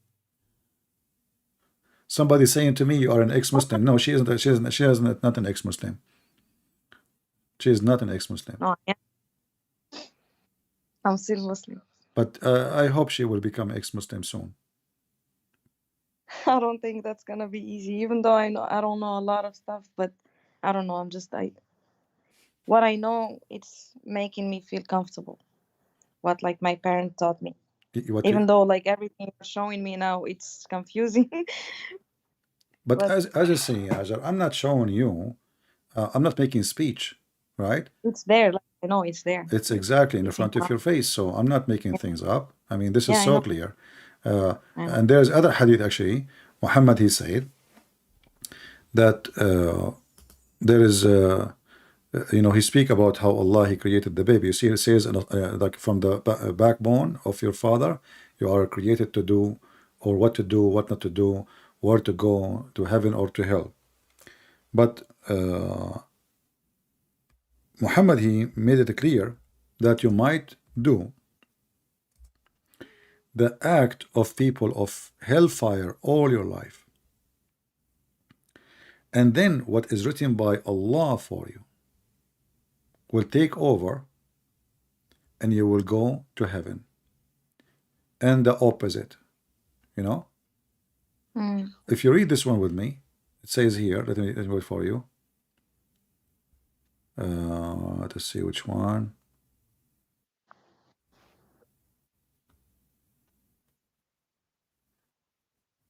Okay, let's see this one here. Muhammad, he said, and the funny, they say, look what they're saying. The truthful, the messenger of Allah, the truthful, the receiver of the truth informed us, saying, the creation of you is done in the form of etc., which is very, by the way, very funny. Muhammad, he claimed that you are collected as a semen in your mother womb for 40 days. Dr. Muhammad. Do you know how long semen can live? 72 hours? I think maximum 5 days. 5 days maximum. Okay. Yeah. According to Muhammad, 40 days. And you are collected. Like, it's not like one semen will become, will fertilize the egg. No, no. The woman, she is collecting semen. So for 40 days. And then he will come a clinging blood for 40 days, etc. But what is important for us about destiny here, he says, and then he said, Allah, he will send the angels and he will write for him his provision in his record. It's like program, the term of life in this world, and the conduct. Allah written for you the conduct, and whether is going to be happy or miserable. This is destiny too. And he said, by the one beside whom there is no true God, verily one of you would perform the action of the little words of Jannah, which mean heaven, until there is only one cubit between him and it, the Jannah. When what was foreordained would come and to pass, and he would perform the action of inmate of hell and until he enter it. Can you believe it? So now you are all your life acting what? As a people of going to go to Jannah. You pray, you do Hajj, you do Jihad, you hate the Christian, you kill the Jews, you kill the Hindus, practicing a good Muslim. And now But what is written by Allah? respect other religions. No, no, this is not true. There's That's not. what my told me. Like, No, you we see, should Hajar, you keep mixing. You keep saying my parents told me. Is your parents is the Prophet? No, Okay. no, Is your parents is the Quran? no, Okay. no. Your parents are good parents. I respect them. But this have nothing to do with the truth. The Quran called the Christian pigs, monkeys, kuffar, najis, kal an'am. We are worse than like animals, cows. Kal an'am. You know? What do you mean respect to Christians? Since when? Isn't it the Quran says يدفعون الجزية عن يد وهم صاغرون? What was once? And also, like, there's a verse saying like you should kill them. So I really don't understand. Like, no, you see, some person Muhammad, like you Muhammad when he was weak, he did not say right away kill the Christians. You will notice that when Muhammad at the end of his life, when now he's having an army, he said, wait, sorry. So you're stating that the Prophet, yeah, peace be upon him, wrote the Quran, right? Muhammad, he did not write anything. I believe Muhammad, he was making a statement. You know, there is something the Arab they have is called Saja. Have you heard of it? Saja? Saja? Yeah? Saja No. al-Quhan? No. What does it mean? Saja is like speaking in a certain, like it's like a rap music. So like you say, give me a sentence, I will give you Saja. Give me something in Arabic. A sentence or what? Give me a sentence to make a, like say something to me in Arabic and I will answer you. I will make Saja about it. الإسلام جميل. الإسلام جميل وهذا كلام مضل وغير فضيل فيه من الظل ما هو قصير وما هو طويل وكأنه it's a just you know, it's just a rap, like, you know, so it is not. This is what the Quran is. The Quran is Saja. So yeah, this is not poetry. This is Saja. So which is like way lower than poetry. So Muhammad was making Saja, and there is many many people in the time of Muhammad, it was a very famous way the Arab used to discuss together. They said even they talk the whole night this way, you know, saja. So Muhammad, he was learning from many famous people. Like there's a guy, he was a very big, like big fat man, but he is the best in saja. Muhammad, he used to listen to him. And here you will see in the Quran, Muhammad, in the Hadith, even Muhammad later, he forbid people to practice that, because if they do that, they are making Quran.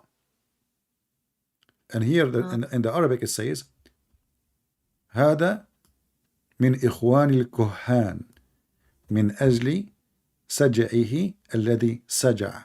Do you see it? I still don't see. I only see Abu Huraira reported that two women, the tribe. Yeah. Well, it's going to come to you, you know.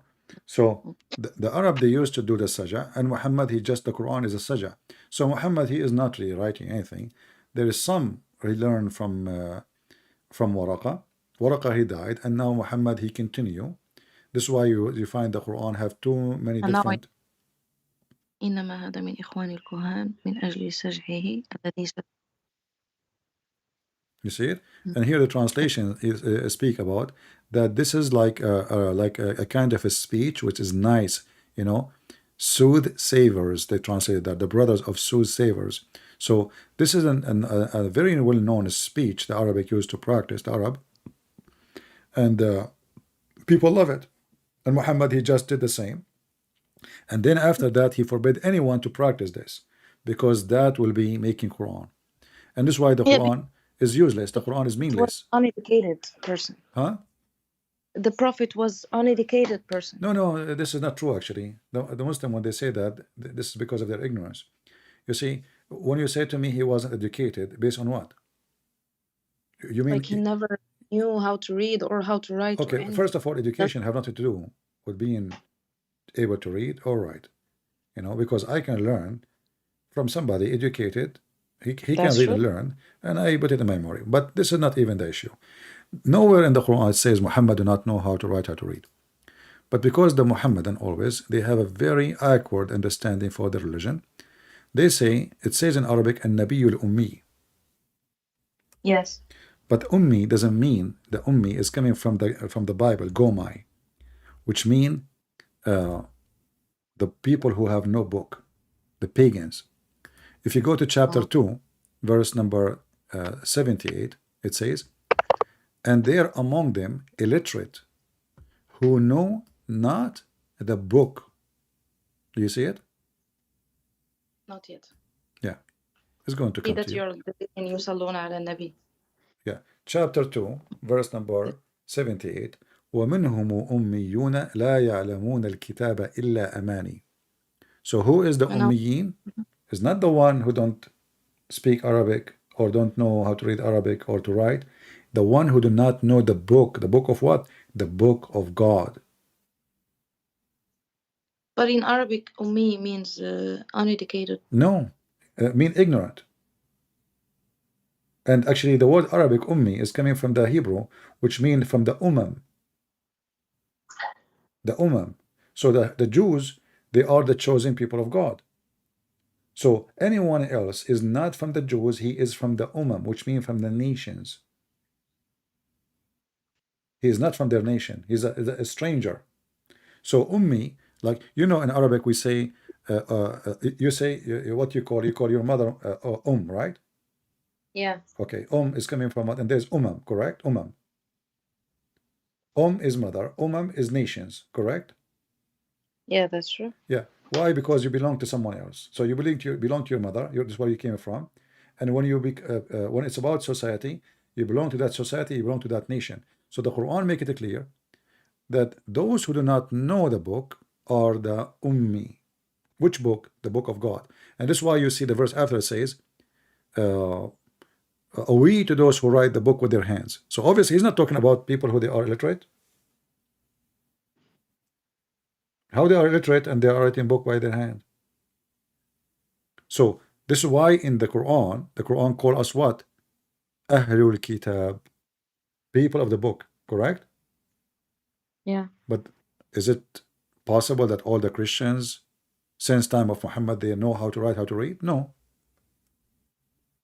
There's people who poor, you know, not everybody can afford to learn and etc. education. So, but still we are called the people of the book, and the Quran make it clear why they are illiterate, because they do not know the book.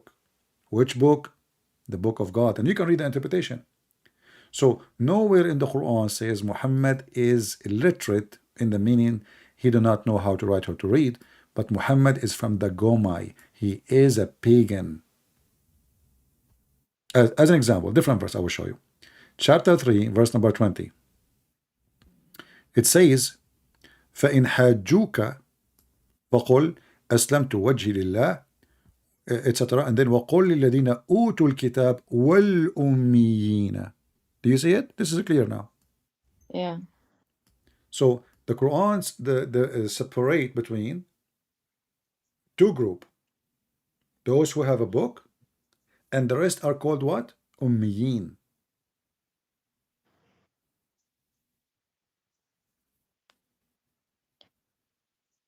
But Ummi and Ahmad, I don't know. No, it's just relax. Focus with me in the verse. Mm. And وَقُلْ لِلَّذِينَ أُوتُوا الْكِتَابِ, those who have been given the book, and the ummiyin. So what we have two groups, correct? So those who have been given a book, he did not call them ummiyin. But doesn't mean they don't know, they know how to write, how to read. They are just given a book, which means us, the Christian and the Jews. The Christian and the Jews, those who are given the book. The rest are ummiyin because they don't have a book. They are ignorant. Ignorant about what? Ignorant about God.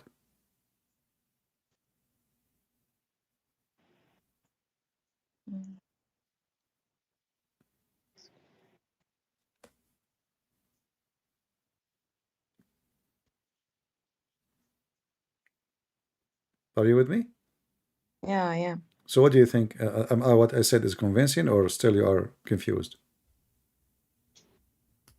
There's no other solution. There's people who have the book, and the rest are what? Ummiyin. But there is no way that all the Arab, nobody knows how to write, how to read. Isn't it the Muslim, they say that the Prophet, he have scribes? Right? He have scribes. So the Muslim, they have people who knows how to write, how to read. So how they are ummiyin? All the Muslims are ummiyin. Yeah, you make a point. I'm not making point. I am proving a point, you know, and we have tons of verses, but the Muslim don't read. This is why I say, yeah, the Quran is right. The Muslims are illiterate. They are illiterate. Chapter Yeah, actually, 3. we do like with the closed eyes. Yeah, you know, I nobody want. I mean, it's in front of That's you, what and it's still. How also come I am a Christian and I see it, and the Muslim don't see it? You tell me. Look, because that's what we know. I think inside us, we just need to read and not question. You know, just read and that's it. You don't yeah, even but have to shouldn't I understand. understand what I'm reading? Shouldn't I think? Shouldn't I use my I brain? know. I was, but yeah. Yeah. Yeah. If you read here, chapter 3, verse number 75, it says, among the people, etc., the one you can trust with, etc. And then he says that they say, what we have to do with those ummiyin, those illiterate? Who are they, the illiterate? Those who they are not Christians and Jews. The Quran repeat the same thing again. And what the translation, read with me for the illiterate ummiyin. Read it. This is the Muslim translation. These ignorant pagans. Do you see it? No, I'm still seeing among the people of the book are some. Okay, it's going to come to you. This is chapter 3, verse number 75. So those people of the book, they say, what we have to do with those ignorant pagans? This is translation for what? Translation for ummiyin. There's no call on us with these ignorant pagans. Right, that all lie against Allah. They know it.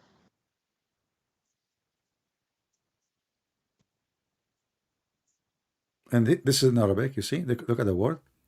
Al-ummiyin. You see it? Not yet. Yeah. So in the translation, even the Muslim, they translate, because this is what it's meant. Ignorant, and which mean pagans. So they are ummiyin in the meaning of what? In the meaning of ignorant. Did you show the Arabic?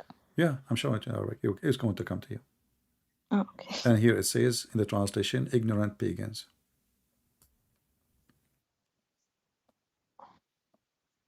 الأمي. So what ummiyin mean? Ignorant pagans. Mm. So when the Quran says Muhammad al-Ummi, it's saying Muhammad the pagan. This is exactly, he's ignorant. This is not about he do not know how to write or to read. Actually, there's a hadith when Muhammad, when he was dying, he said to the Muslims, like bring me a paper and a pen to write for you a book, which means a writing. If he is illiterate, how he can write? Yeah. Which surah is this? This is chapter 3, verse number 75. Okay. So Muslims, you know, huh? I need to show this to my mom. Well, you can show the whole video, you know, or you can take a notes later, you know, you write it down. Yeah. And Muhammad in the hadith, he says, bring me a pen and a paper to write for you, you know, I write for you a writing which you will never be misled after. This is the last thing Muhammad he did almost before he died. Actually, the last thing Muhammad did before he died, he did pee. The last thing, you know, he did pee. But the reason I'm mentioning this now to you, that Muhammad he asked for a paper, because that will prove when the Muslims they say that Muhammad was illiterate, that is far away from the truth. Here we go. You can read it in Arabic. It says, فلما اشتد بالنبي صلى الله عليه وسلم وجعه, he said, آتوني بكتاب أكتب لكم كتابا لا تضلوا بعده. قال عمر إن النبي صلى الله عليه وسلم غلبه الوجع وعندنا كتاب الله حسبنا فاختلفوا وكثر اللغط. So how Muhammad did not know how to write, he's asking for a pen and a paper.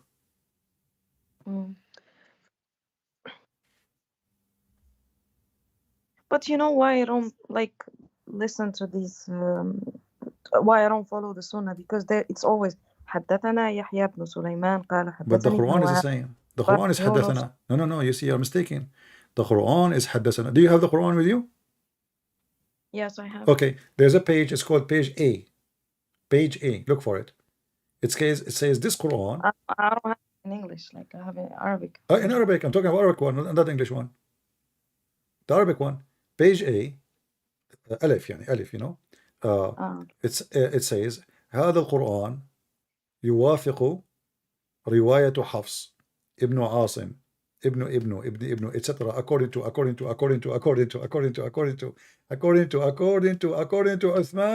according to the Messenger of Allah. Same. You don't have Quran. رواية حفص عن عاصم. عن عاصم, exactly. You see it? Do you see it in your hand? Do you have the book now? Yeah. I'm reading. So this is exactly what I said to you. According to, correct? على ما يوافق. I wish they are saying actually according to على ما يوافق, which is an agreement of what Hafs said. Who is Hafs? Hafs is the person who exists 200 years after Muhammad. And not only that, Hafs was accused, and his father, both of them, to be scammers and thieves. If you go right now and type in Google, Hafs كان كذاب, he was a liar, you will find tons of hadith about Hafs. That his hadith is even rejected because he is a fraud. So your Quran is coming from Hafs, and his father is even bigger scammer than him. This is his father from not his real father, his stepfather, Asim. You don't have Quran. So you think the hadith is different from the Quran? You don't have Quran. The whole Quran, here we go. Like look at you, Hajar. How many years you have the Quran with you? All your life you have Quran, right? Yeah. But did you ever check the page that I told you about before? No. Why? Never. Why? First time. Why? I Why? don't know. Because it's just the beginning, like it's not surah, so I never thought of checking I it, want to teach you a lesson today. Don't skip a page. Exactly. Never. Because the first page is going to expose the rest. So we don't have Quran. Who is this guy Hafs? Is he I mean, why even his name is written there? So Yeah, you don't have the Quran. And not only that, it says according to the recitation, not the book, correct? oh my God. Yeah. So it's not a book, it's just a recitation. But okay, at that time there's no radio and recording. I mean, can you guarantee like letter by letter you take recitation from a guy? What if you make mistake?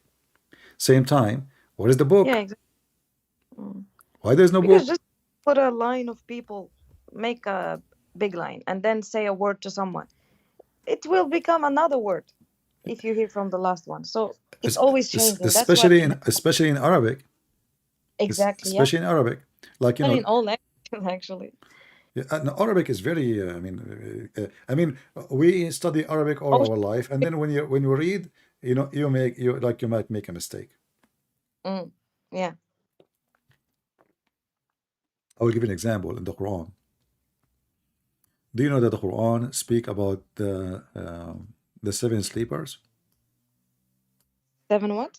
Seven sleepers. What is that? Seven sleep. Well, supposedly there's a bunch of Ah, Christians. yeah. I know. With the dog, right? Yeah, with a dog. In fact, Mm. there's no dog in the Quran. There's no dog. I mean, this Quran is most funny. This is an example of what happened when we speak about the language. So Muhammad, you know, he heard this story from the Christian. This is a fiction story. This is in Surah Al-Kahf. Yeah. This is a chapter of the cave. Yeah, but this is a fiction story. Muhammad, he took it, he put it in the Quran, and now somebody asked him, Prophet of Allah, how many people was in that story? Muhammad, because he is the Gomai Ummi, he is not educated. سيقولون ثلاثة رابعهم كلبهم ويقولون خمسة سادسهم. Yeah. Okay, what is this? Look at this. So I imagine I ask you, okay, Prophet of Allah, this is story is long time. How many there were? So I say to you, some they say there are three and their dog is number four. First of all, in Arabic and in English, this is wrong. You cannot say there are three and their dog is number four because dog is not a human. You don't count him as number four. Right? Like I can say three children and the fourth is their mother. That makes sense. Right? But you cannot count the dog as number four. And then, okay, and some they say they are four and their dog is number five, and some they say they are five and their dog is number seven, and some they say they are seven and their dog was number eight, and then say only Allah knows. Look, what the heck is that? Do you see it? Say only Allah knows. Is that a secret? Are we talking about a nuclear weapon? I mean, they ask you, okay, at that time, how many there are? Yeah, there is no specific answer. Yeah. But did you ask yourself why? Because he doesn't know. He doesn't know. So he's trying to be smart, to avoid to give him the answer, and they will get him busted. So he said, some they say, like imagine you go to exam, you know, and then the teacher, he says to you, 2 plus 2 minus 5 divided to 61, you know, etc. Blah, blah, blah, blah, blah, blah. And then I say, okay, teacher, I will give you the answer. Some they say the answer is 17. Some they say it's 7.1. Some they say to avoid getting the zero. Because it's not me who's saying that. No, I say some they say. Yeah. This is not an answer from God.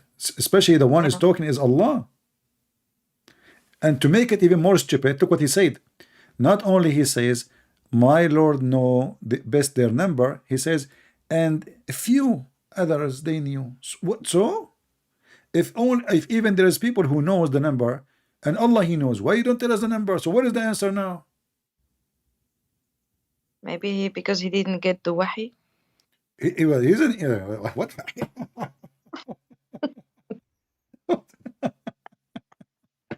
He did not get the wahi. That's a good one. I mean, this is supposedly the wahi.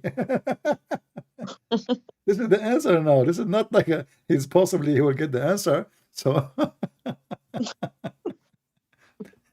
but now I Oh, mentioned this one actually for you because I want to go. You see, we're talking about the Arabic and how stupid the Quran is.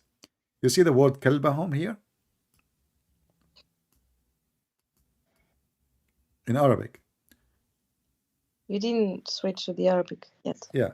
So سيقولون ثلاثة ورابعهم كلبهم يقولون خمسة وسادسهم كلبهم etc. كلبهم. You know what kalb mean, right? Yeah, What kalb mean? dog. Okay, but isn't it in Islam Allah will cancel your deed if you have a dog with you? Yeah, they say like, yeah, if you have a dog, it means it will bring a lot of demons, or No, the dog is Allah the- will take off from your deeds. Allah will take off from your deed. It's not bring demon. He will take from your deed. So if we go and to the hadith, we will find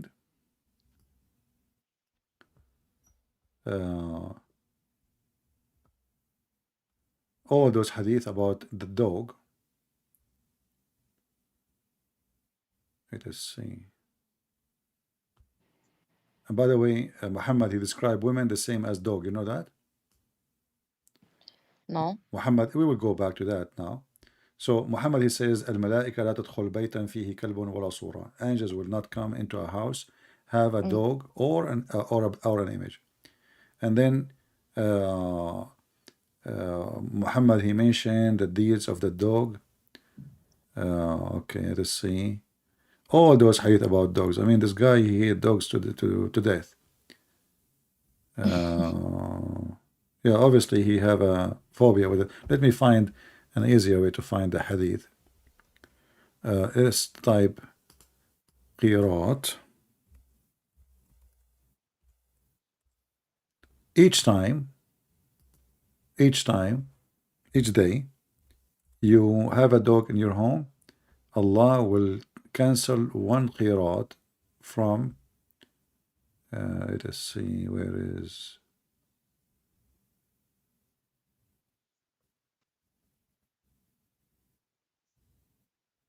from your deeds.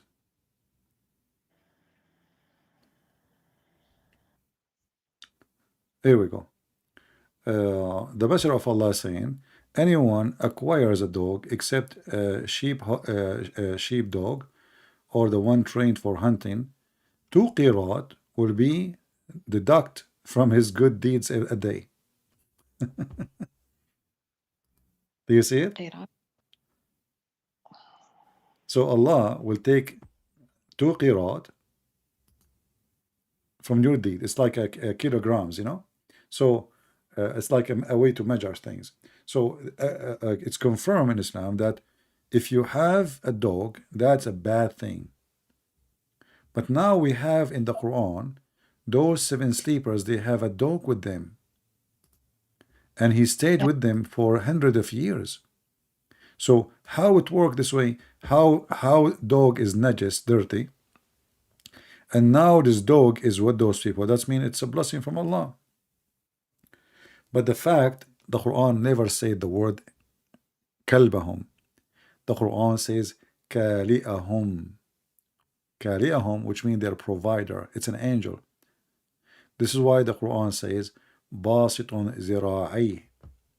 This creature, his arms, his 2 arms, 2 hands is open.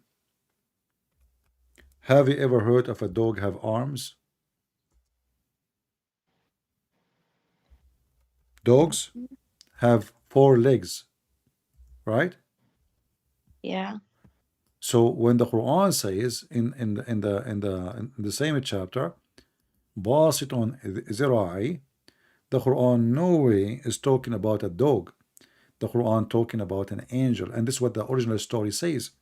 So those guys, when they went inside the cave, the angel, because the army is looking for them, the angel stand on the cave opening, and he opened his wings to protect them.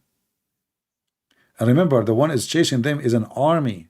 What dog can do? I mean, if you have a dog with you or not, who care?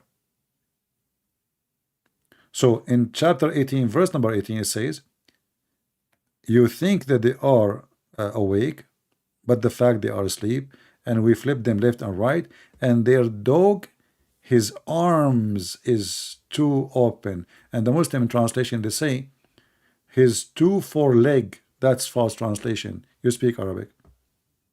It Yeah. says zira'ihi. Zira'ihi is his two arms, not to his legs. Yeah, that's true. But dogs don't have zira'ihi. So what is the problem? The problem is it was kali'ahum, the one who protect them, the one who provide them. That is the angel. The angel, he opened his arms to hide them behind him and to protect them from an army. A dog cannot protect them from an army, and a dog is haram in Islam. So the whole stories in the Quran is just in this fiction stories. Muhammad, he hears a story from here, a story from there, and he put it in the Quran and he make it a book of God. You know about the flying carpet, right? Flying carpet? No. Flying carpet. No. Don't you watch Tom and Jerry? Yeah. Okay. Don't you watch Alibaba and the flying carpet and you know those things? It's Is it in? yeah, it's in the Quran. You don't know, really? No. Okay. Well, let me call my driver to see if the flying carpet is outside or not. You know, because Sulaiman, Prophet Sulaiman is my cousin. You know, we are like, you know, Ah, yeah, Sulaiman. yeah. Prophet Solomon, you know, Prophet Solomon is a very well-known person. He's a bad boy. I mean, look, you have a fancy flying carpet at that time, and you know those women, they like flying carpet. Don't you fly a flying carpet? Like, come on, just be honest. You know, like if a man he drive a flying carpet few thousand years ago, and can you imagine? No wonder this guy, all the women they like him. So, Sulaiman, he was a flying with his flying carpet, and then he heard one of the ants in the valley of the ants saying to the other ants, Yeah, I know this. You know the story? Yeah. What do you think about this story? Yeah, because we know, like Sulaiman, he used to hear, he can hear the animals, like he can understand them. Okay, but And he used to have like shayateen and jinn. They used to work for him, and yeah. Exactly, a corporation. Exactly, he's like Trump. Everybody work for him. So listen, but isn't it the Quran says that Allah he taught Sulaiman the language of the birds? Chapter 27, verse number 16. وقال يا أيها الناس علمنا منطق الطير وأوتينا من كل شيء إن هذا لهو الفضل المبين. So what he learned? منطق الطير, the language of the birds, correct? Yeah. Okay, is the ants Miss Ant is a bird? No. So how he learned? Allah taught him the language of the birds, and then now he understand the language of the ants, and ants don't talk. Ants, all creatures, they communicate. All creatures, they have their own communicating way, but ants don't talk. In Arabic it says فَتَبَسَّمَ ضَاحِكًا مِنْ قَوْلِهَا. He smiled for her speech. قولها in Arabic from قال, correct? Yeah. Okay, so in scientifically this is stupid, because the ants don't talk. They are not, you know, they're mute. They communicate by chemical and vibration. They don't talk. But it says in the Quran فَتَبَسَّمَ مِنْ قَوْلِهَا, how he can hear an ant who did not talk. You know, that's even stupid. Same time, if you read with me here, it says the ant, she said, you can see the screen? I can see verse 19. Okay, look at verse number 18. It says And when they came to the valley of the ants, one of the ants said, "O ants, get into your habitations, lest Solomon and his host crush you." Do you accept this story, Hajar?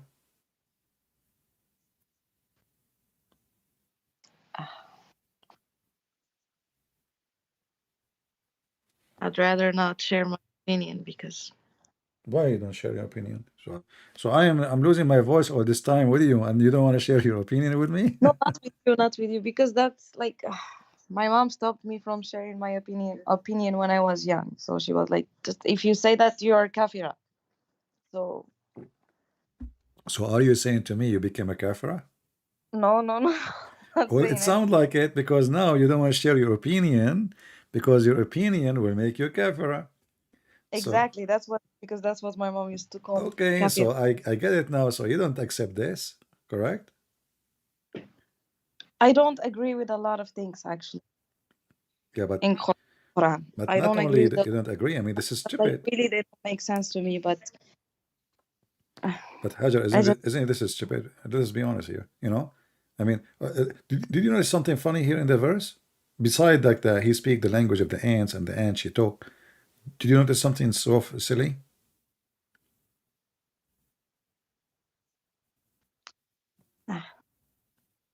Think about it.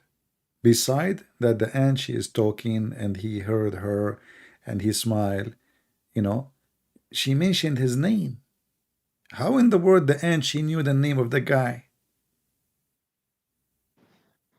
The ant she said well, they say to that Sulaiman was a horrifying person. Like everybody knew about him. So even I don't. ants, huh? I'm not saying that. I'm just saying. You know, but this is an ant, remember? This is an ant. And you know, actually, there's a hadith. Uh, it says that Soleimani, when he asked the ant, he said to her, "Why you said that about me, our Christian? Don't you know I am a prophet of Allah and I do just?" So the ant, she said, "I was afraid if the ant they see the beauty, your beauty, they will be tempted." What the What? heck is that? Yeah, the ant, they will get excited when they see Suleiman because he is so handsome. Where is this? This is in the stories of the prophet, not Uh, in the Quran. Yeah, I can show it to you if you want. You want to show it? no need. No need. Yeah, because ants they like men. I'm telling you. The other day I was in the yard. Unbelievable, man. A bunch of ants. I bet you all of them they are females. They start biting my feet, but this is like in the summertime. I know, and I was wondering like why, but then I remember what the ant she said in the story of Solomon. Those ants, they love men. Yeah, yeah. Oh my god. So aren't you going to leave Islam, Hajar? All of this, I mean, you, I mean, you are not a kid. You are a growing lady, and this is not even good for a kid. They are 6 years old. This is silly. Okay, do you know how Suleiman he when he died, what happened to him? No. Actually, I will tell you a story, but I hope you will not judge me to think I'm crazy or something. I have my grandfather. Um he died, and when he died, he was holding a stick. His stick is an old man, Ah, and yeah, and they knew that he was. So he was dead there, but yeah, yeah, his servant they didn't know that he was dead, yeah, right? this is my grandfather. I'm not talking about Suleiman now. Ah, okay, So, okay. so my grandfather he died and holding the stick for a year, and nobody noticed. Me myself, I go to his room. I talk to him. He don't answer. I do not notice. My father, he go to his room. He talk to him. He did not notice. My grandmother, she talked to him. Nobody noticed. 1 year standing, until the termite they ate his stick, and then he fell down in the ground. Who Yeah. in the world would believe in such a garbage story? You tell me.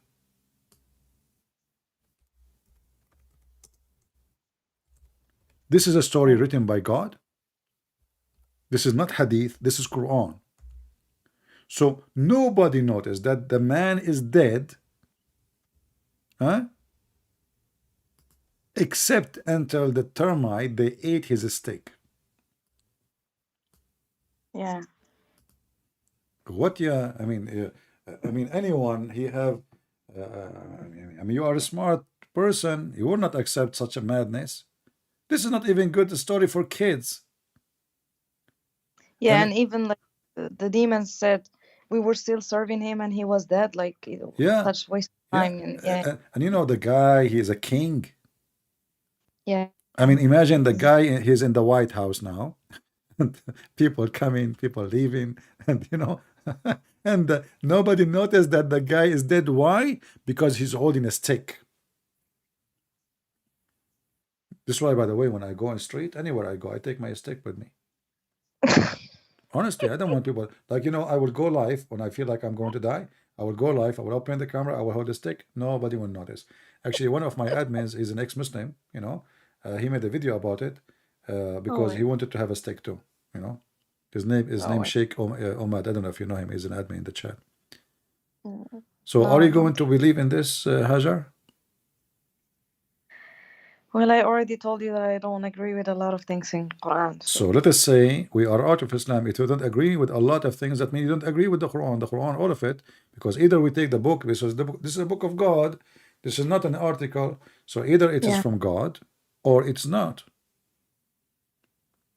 Yeah, they just like used to tell me like everything in Quran like has a reason. So Well, everything have that's a why. reason, but this is a reason of stupidity. What reason? I mean, the guy, he died holding a stick. Why Allah don't make him live 1 year longer? What's the point? Yes, why? Like it's endless. Actually, when you start asking why, it's endless. Yeah, but this is stupid. I mean, it's not. First, it doesn't make sense because genies are not stupid. Genie are supposed to even smarter than a human. So if I hold a stick, that will make them not to see I'm dead. Isn't it our body will collapse after the first 24 hours? We will smell, we Yeah, will stink. exactly. Yeah. So what So, 1 year? Who is going to believe in but this madness? did And they mention a year? huh? Did they mention a year? Well, here it says they did not notice until the termite they ate his steak, right? But just Yeah. think about it. Termite, they will not eat a steak in 1 day. It's going to take them, the termite in your house, if they are eating wood, is going to take them many years before they can cause a damage for the wood. It's not going to happen in a week or two or a month. But in Ibn Kathir, or in interpretation, they say it is about a year. If we go to Ibn Kathir, here we go. Chapter 34, 14. It says about a year. Here we go.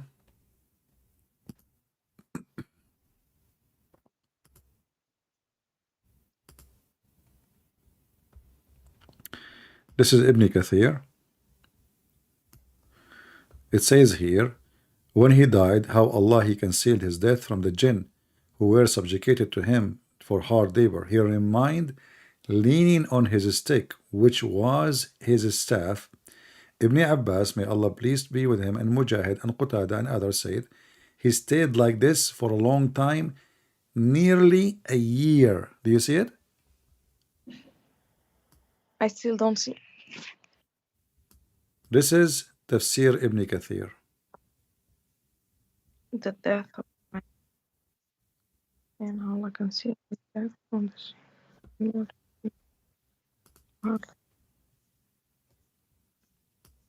Yeah. Nearly a year. So this is not my statement. This is the Muslims and Ibn Abbas. Ibn Abbas is the cousin of Muhammad, so this is not a question. That's it. So as you see, I mean, this is really madness, and only silly people will accept this as to be God or from God. What this is for? What this is even about? And with this guy Suleiman, he have flying carpet and genie work for him, and they die for him, and he put some of them in jail. And then the Suleiman, the genie, he come to the house and he took his look. And then Suleiman, he went to the bathroom, and the genie, he took his ring, and then he started having sex with his wives. And you know how the wives they notice that he is not Suleiman, the shaitan, How? because he's so good in bed. Oh, So they told the elder, there is no way our husband he can do that.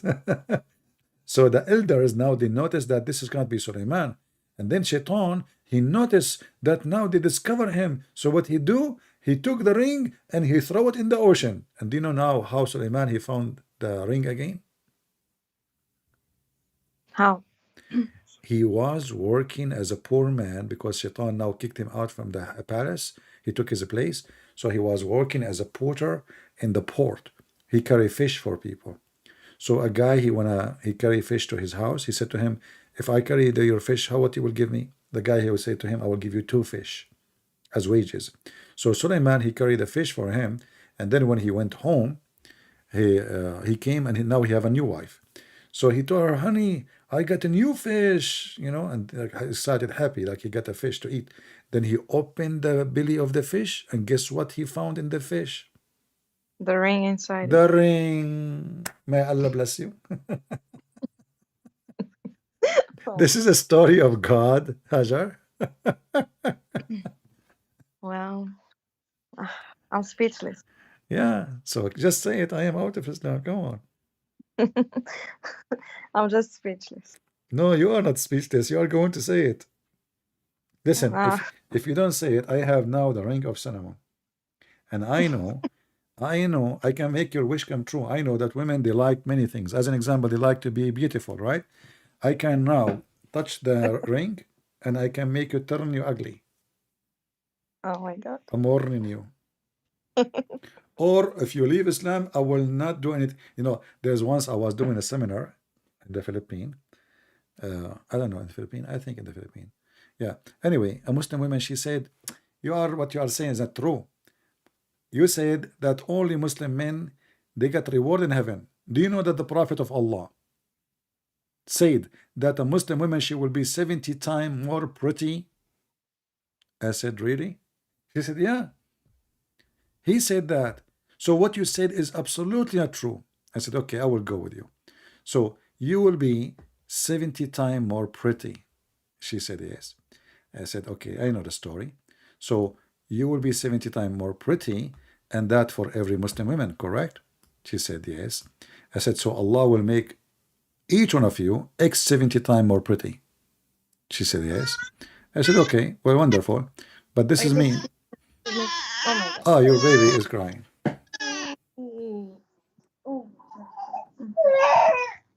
Oh, cute. Oh.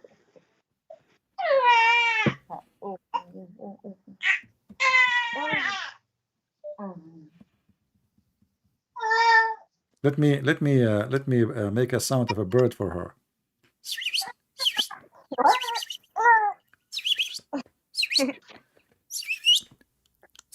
She's almost 3 months. 3 months? Yeah. Yeah, well, I hope she will be fine. She is okay, right? Yeah. She just woke up. She's hungry. Okay. I will not keep you long, but I will complete this idea here. So a Muslim woman, she will be 70 times more pretty. But let us say now we have 3 women. One woman, her name is Fatima, let us say, you know.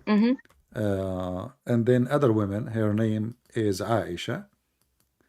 And other women, her name is Khadija. We will just use a simple letter. But Fatima is 3 times more pretty than the second one, you know, 3 times. Oh, cute. She's listening. She's listening. Yeah, okay. All right. And then the second one, she is twice more pretty than Khadija, you know, twice. And then Khadija is just Khadija. She's number 1, you know. So Fatima is 3 times more pretty. And now let us do the mathematics of Muhammad. So each one of them, she will be 70 times more pretty. That means Fatima, she is going to be 3x 70, 210 times more pretty. And Aisha, she will be 140 more pretty. And Khadija, she will be 70 times more pretty. Nothing changed. I said to her, I said to her, poor you were ugly in earth, you're still ugly in heaven. Oh my God. Nothing changed. So he will make me 70 times more pretty, you know. Beauty is about percentage. It's about who you are between who, you know. Like as an example, between my cousins, I am the most handsome, but all of us we look like monkeys. But you know, uh, Oh my uh, so this is stupid. I mean, she thinks she's happy, she's excited. Like we will be 70 times more pretty. And what the beauty is about, you know, you will be jailed in your tent in the Quran, and then you have a man who is going to own you forever. So what the point of this? Mm. So Hajar, I'm happy. You know, you did not say the word you left Islam, but I can hear it. Am I right? No. I can Now, hear it. let me. Now I really want to learn more and search more. I'm gonna read more, and then I will be glad to talk to you like one more time, because now I didn't say anything because I really don't know a lot of What stuff. do you mean you don't say anything? You said it doesn't make sense. Many things I don't agree with in the Yeah, I Quran. shared, but I didn't. You just killed Allah. You shot him like 30 bullet in the head. No. You Oh my. did. When you say this doesn't make sense and this doesn't make sense and this doesn't make sense, you just say the Quran is a lie. Is my problem because I follow logic, and some stuff they really don't make sense to me. But I want to search more to see if Exactly. there's Well, those things doesn't make sense to reference you. So you just you did not say I left Islam, but you just did say I left Islam because as long you are saying the word of Allah doesn't make sense, that means you are not a Muslim. But anyway, uh, Mm. I'm not going to force you to say it. I hope soon we will hear from you again. I'm happy to speak to you, and Thank you. let us pray for this young lady, guys, for her family, for her child. We pray to the Lord, to the Messiah, to open her heart and her eyes, and to take care of her child, to be a happy family. And we pray that the Lord will have him between his arms, protect them, keep them together, happy family, and to know Jesus, and they will be saved, and they will be in heaven one day, all the family together. We pray for your parents too, to see the truth, and the truth will set you free, as the Lord He said. Jesus said, I am the truth, I am the life, I am the resurrection, and no one can go to my Father except by me. So I invite you, my sister Hajar, to be Hmm. soon my sister in Christ and to accept the salvation. For as you see, Muhammad is just a joker. He is making mockery on your brain and everyone's brain. I don't find better invitation for me to invite you to except the Messiah, for no one can save you, and there's no name better than his name, up in heaven or down in earth. Thank you. Thank you so much. You're welcome. And I will be Thank happy to hear from you again. Now, Yeah, yeah. now you know my Skype. I know you are using your friend account to call me. I make an account. I don't have Skype, so I'm gonna make an Create an account now. account. Just I will tell you how to create account. Like you download the Skype and then say Inshallah, and Allah will make an account for you. Well, didn't you say Allah answer my prayer? And this is why the doggy did bite you. I advise you not to pray too much to Allah, otherwise next time a lion will eat you. Hey, by the way, Well, do, not. by the way, do you know that Allah have a dog? What? Do you know that Allah have a dog? No. You don't know? Okay, I will save that for next time you call me. Just remind me Okay. about the dog of Allah. All right. All I right. will. All right. Take care. God bless you. Thank you. Bye Bye bye. bye. Bye bye.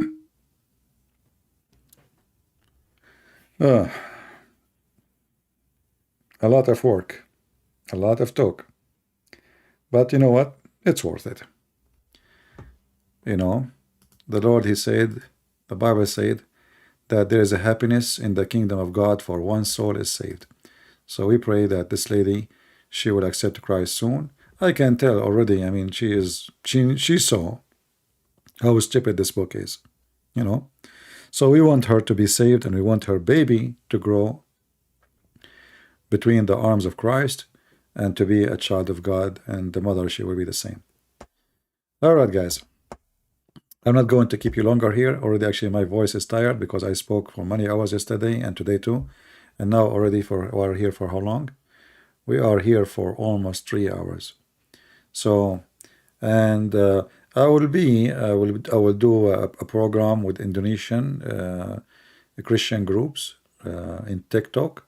And as you know, I don't go to groups, but because Indonesian are people, they are discriminated, and I decide to accept to join them, to support them.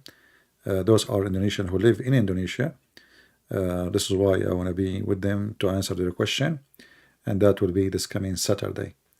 So those who know that group, they can join if they care. And until I see you again, I say, listen carefully. The Bible says, and there is also many other things which Jesus did, that which if they should be written, everyone, I suppose not that even the word itself could not contain the books that should be written. That is Jesus, my friend.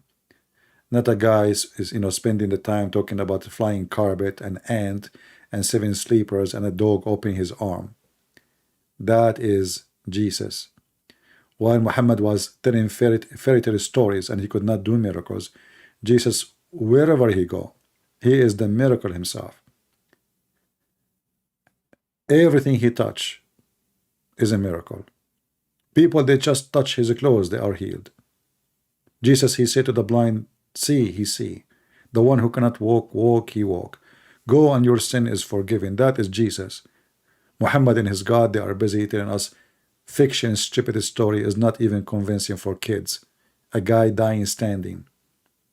We have our Lord who overcome death by death. He is the Messiah. His name is holy. His name is special. There's no other person in the world. His name is the Messiah. Even in Arabic, nobody dare to use the word Al-Masih between the Muslims. Do you know why? Because nobody can claim to be the Messiah except the Messiah. There is only one Messiah. Did you ask yourself why? The Muslims, they say there's only one Allah. But why there is only one Messiah? Muslims, they can call themselves Muhammad, but nobody can call himself the Messiah. It's a red line. That is the Messiah. That is my Lord. He is the living God. I am the truth. I am the light. I am the resurrection. I am God. Each time Jesus, he say, I am, he is saying, I am God. This is the word in Hebrew. When the Messiah, he asked the Jews, what say you of Jesus, son of who he is? They said he is the son of David. He said, well, if he is a son of David, then how David call him my God? The Jews, they could not answer. How David call him God? How David he worship him? That is my Lord. Your Muhammad is dead. Your God is fiction, is a pagan God. We have the living God, the Messiah. And if you believe in the miracle of Jesus and you are a Muslim, ask yourself, can Allah do what Jesus do? If he could, why he did not do it? The Quran says that Jesus, Allah gave him the permission. That is a stupid statement. The one who gave a permission, he should be able to do what the one who have a permission does. Can't Allah give one Muhammad just one miracle like Jesus?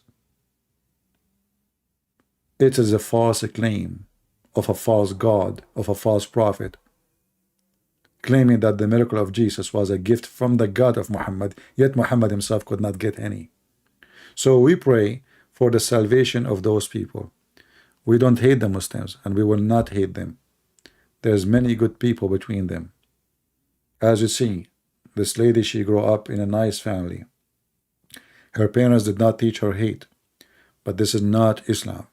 This is because they are good people. This is because they are good parents. This is because they are good human, but this is not Islam. Islam teach hate, chapter 5, verse 14. Allah, he said, I will spread hatred and enmity between the Christians until the day of judgment. The Quran says in chapter 9, verse 29, fight them, those who don't believe in Allah, meaning us, the Christians, from the people of the book, until they pay the jizya with humility and subdued. The Quran call us animals. The Quran call us pigs, monkeys, filthy, worse than a creature, worst of the creatures.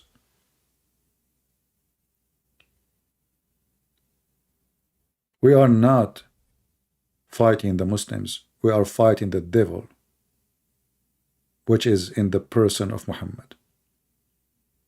This is why he tried to replace Jesus, and he called himself the praised one. So people will not praise Jesus no more. They will praise Muhammad. Akaqatham. But the dead Muhammad is dead and the living Jesus is alive, and victory is for the Messiah. Even the Muhammadan, they are waiting for the Messiah. Everybody is waiting for the Messiah. So guess who is going to be the winner? The Messiah. Just wait, and he is coming. Thank you all for being here. May the Lord bless you all. Don't forget to make a comment about what you heard. It doesn't make me happy to see people saying to me thank you. I would like to see intelligent people who they are listening and they make comment about the topic, not people they say thank you CP for the work. I don't want that. I'm not here for your thank you. I'm here to see people are learning, getting education. I would like to see people posting verses from the Bible to refute a statement somebody say, somebody posting a hadith of Muhammad to prove a point. I want to see thinking people. I don't want to have numbers. I don't care for numbers. I want to see educated people. Think, say something useful. Maybe your statement can save a soul. Maybe your statement can refute a Muslim. Maybe your statement can make a fingerprint of a formation in your brain so you remember what you learned by writing them. We just heard it, write it. I would love to see educated Christians. The Bible says, my people have been destroyed because of their ignorance. And the Muhammadan, they try to use your ignorance against you. This is your weakness. And it is their weakness too. If the Muslims, they have fought against the ignorance, they will leave Islam immediately. As you see, this lady, she have a Quran all her life, but she never opened page number A, which is in the beginning of the Quran. Never, all her life. She thought the Quran is different from the Hadith, but the Hadith too and the Quran is according to. So don't skip the first page of the book. Read the book, read every page, and be a thinker, not just read. Think, study, put yourself in the story, live the story so you can understand the story. And then either you find the glory in the story or you will find the story, stupid story, as we discover in the Quran. So I want to say thank you. May the Lord bless you. Until we see you soon again. Christ is Lord. Islam is a fraud. And we prove it every day. Take care.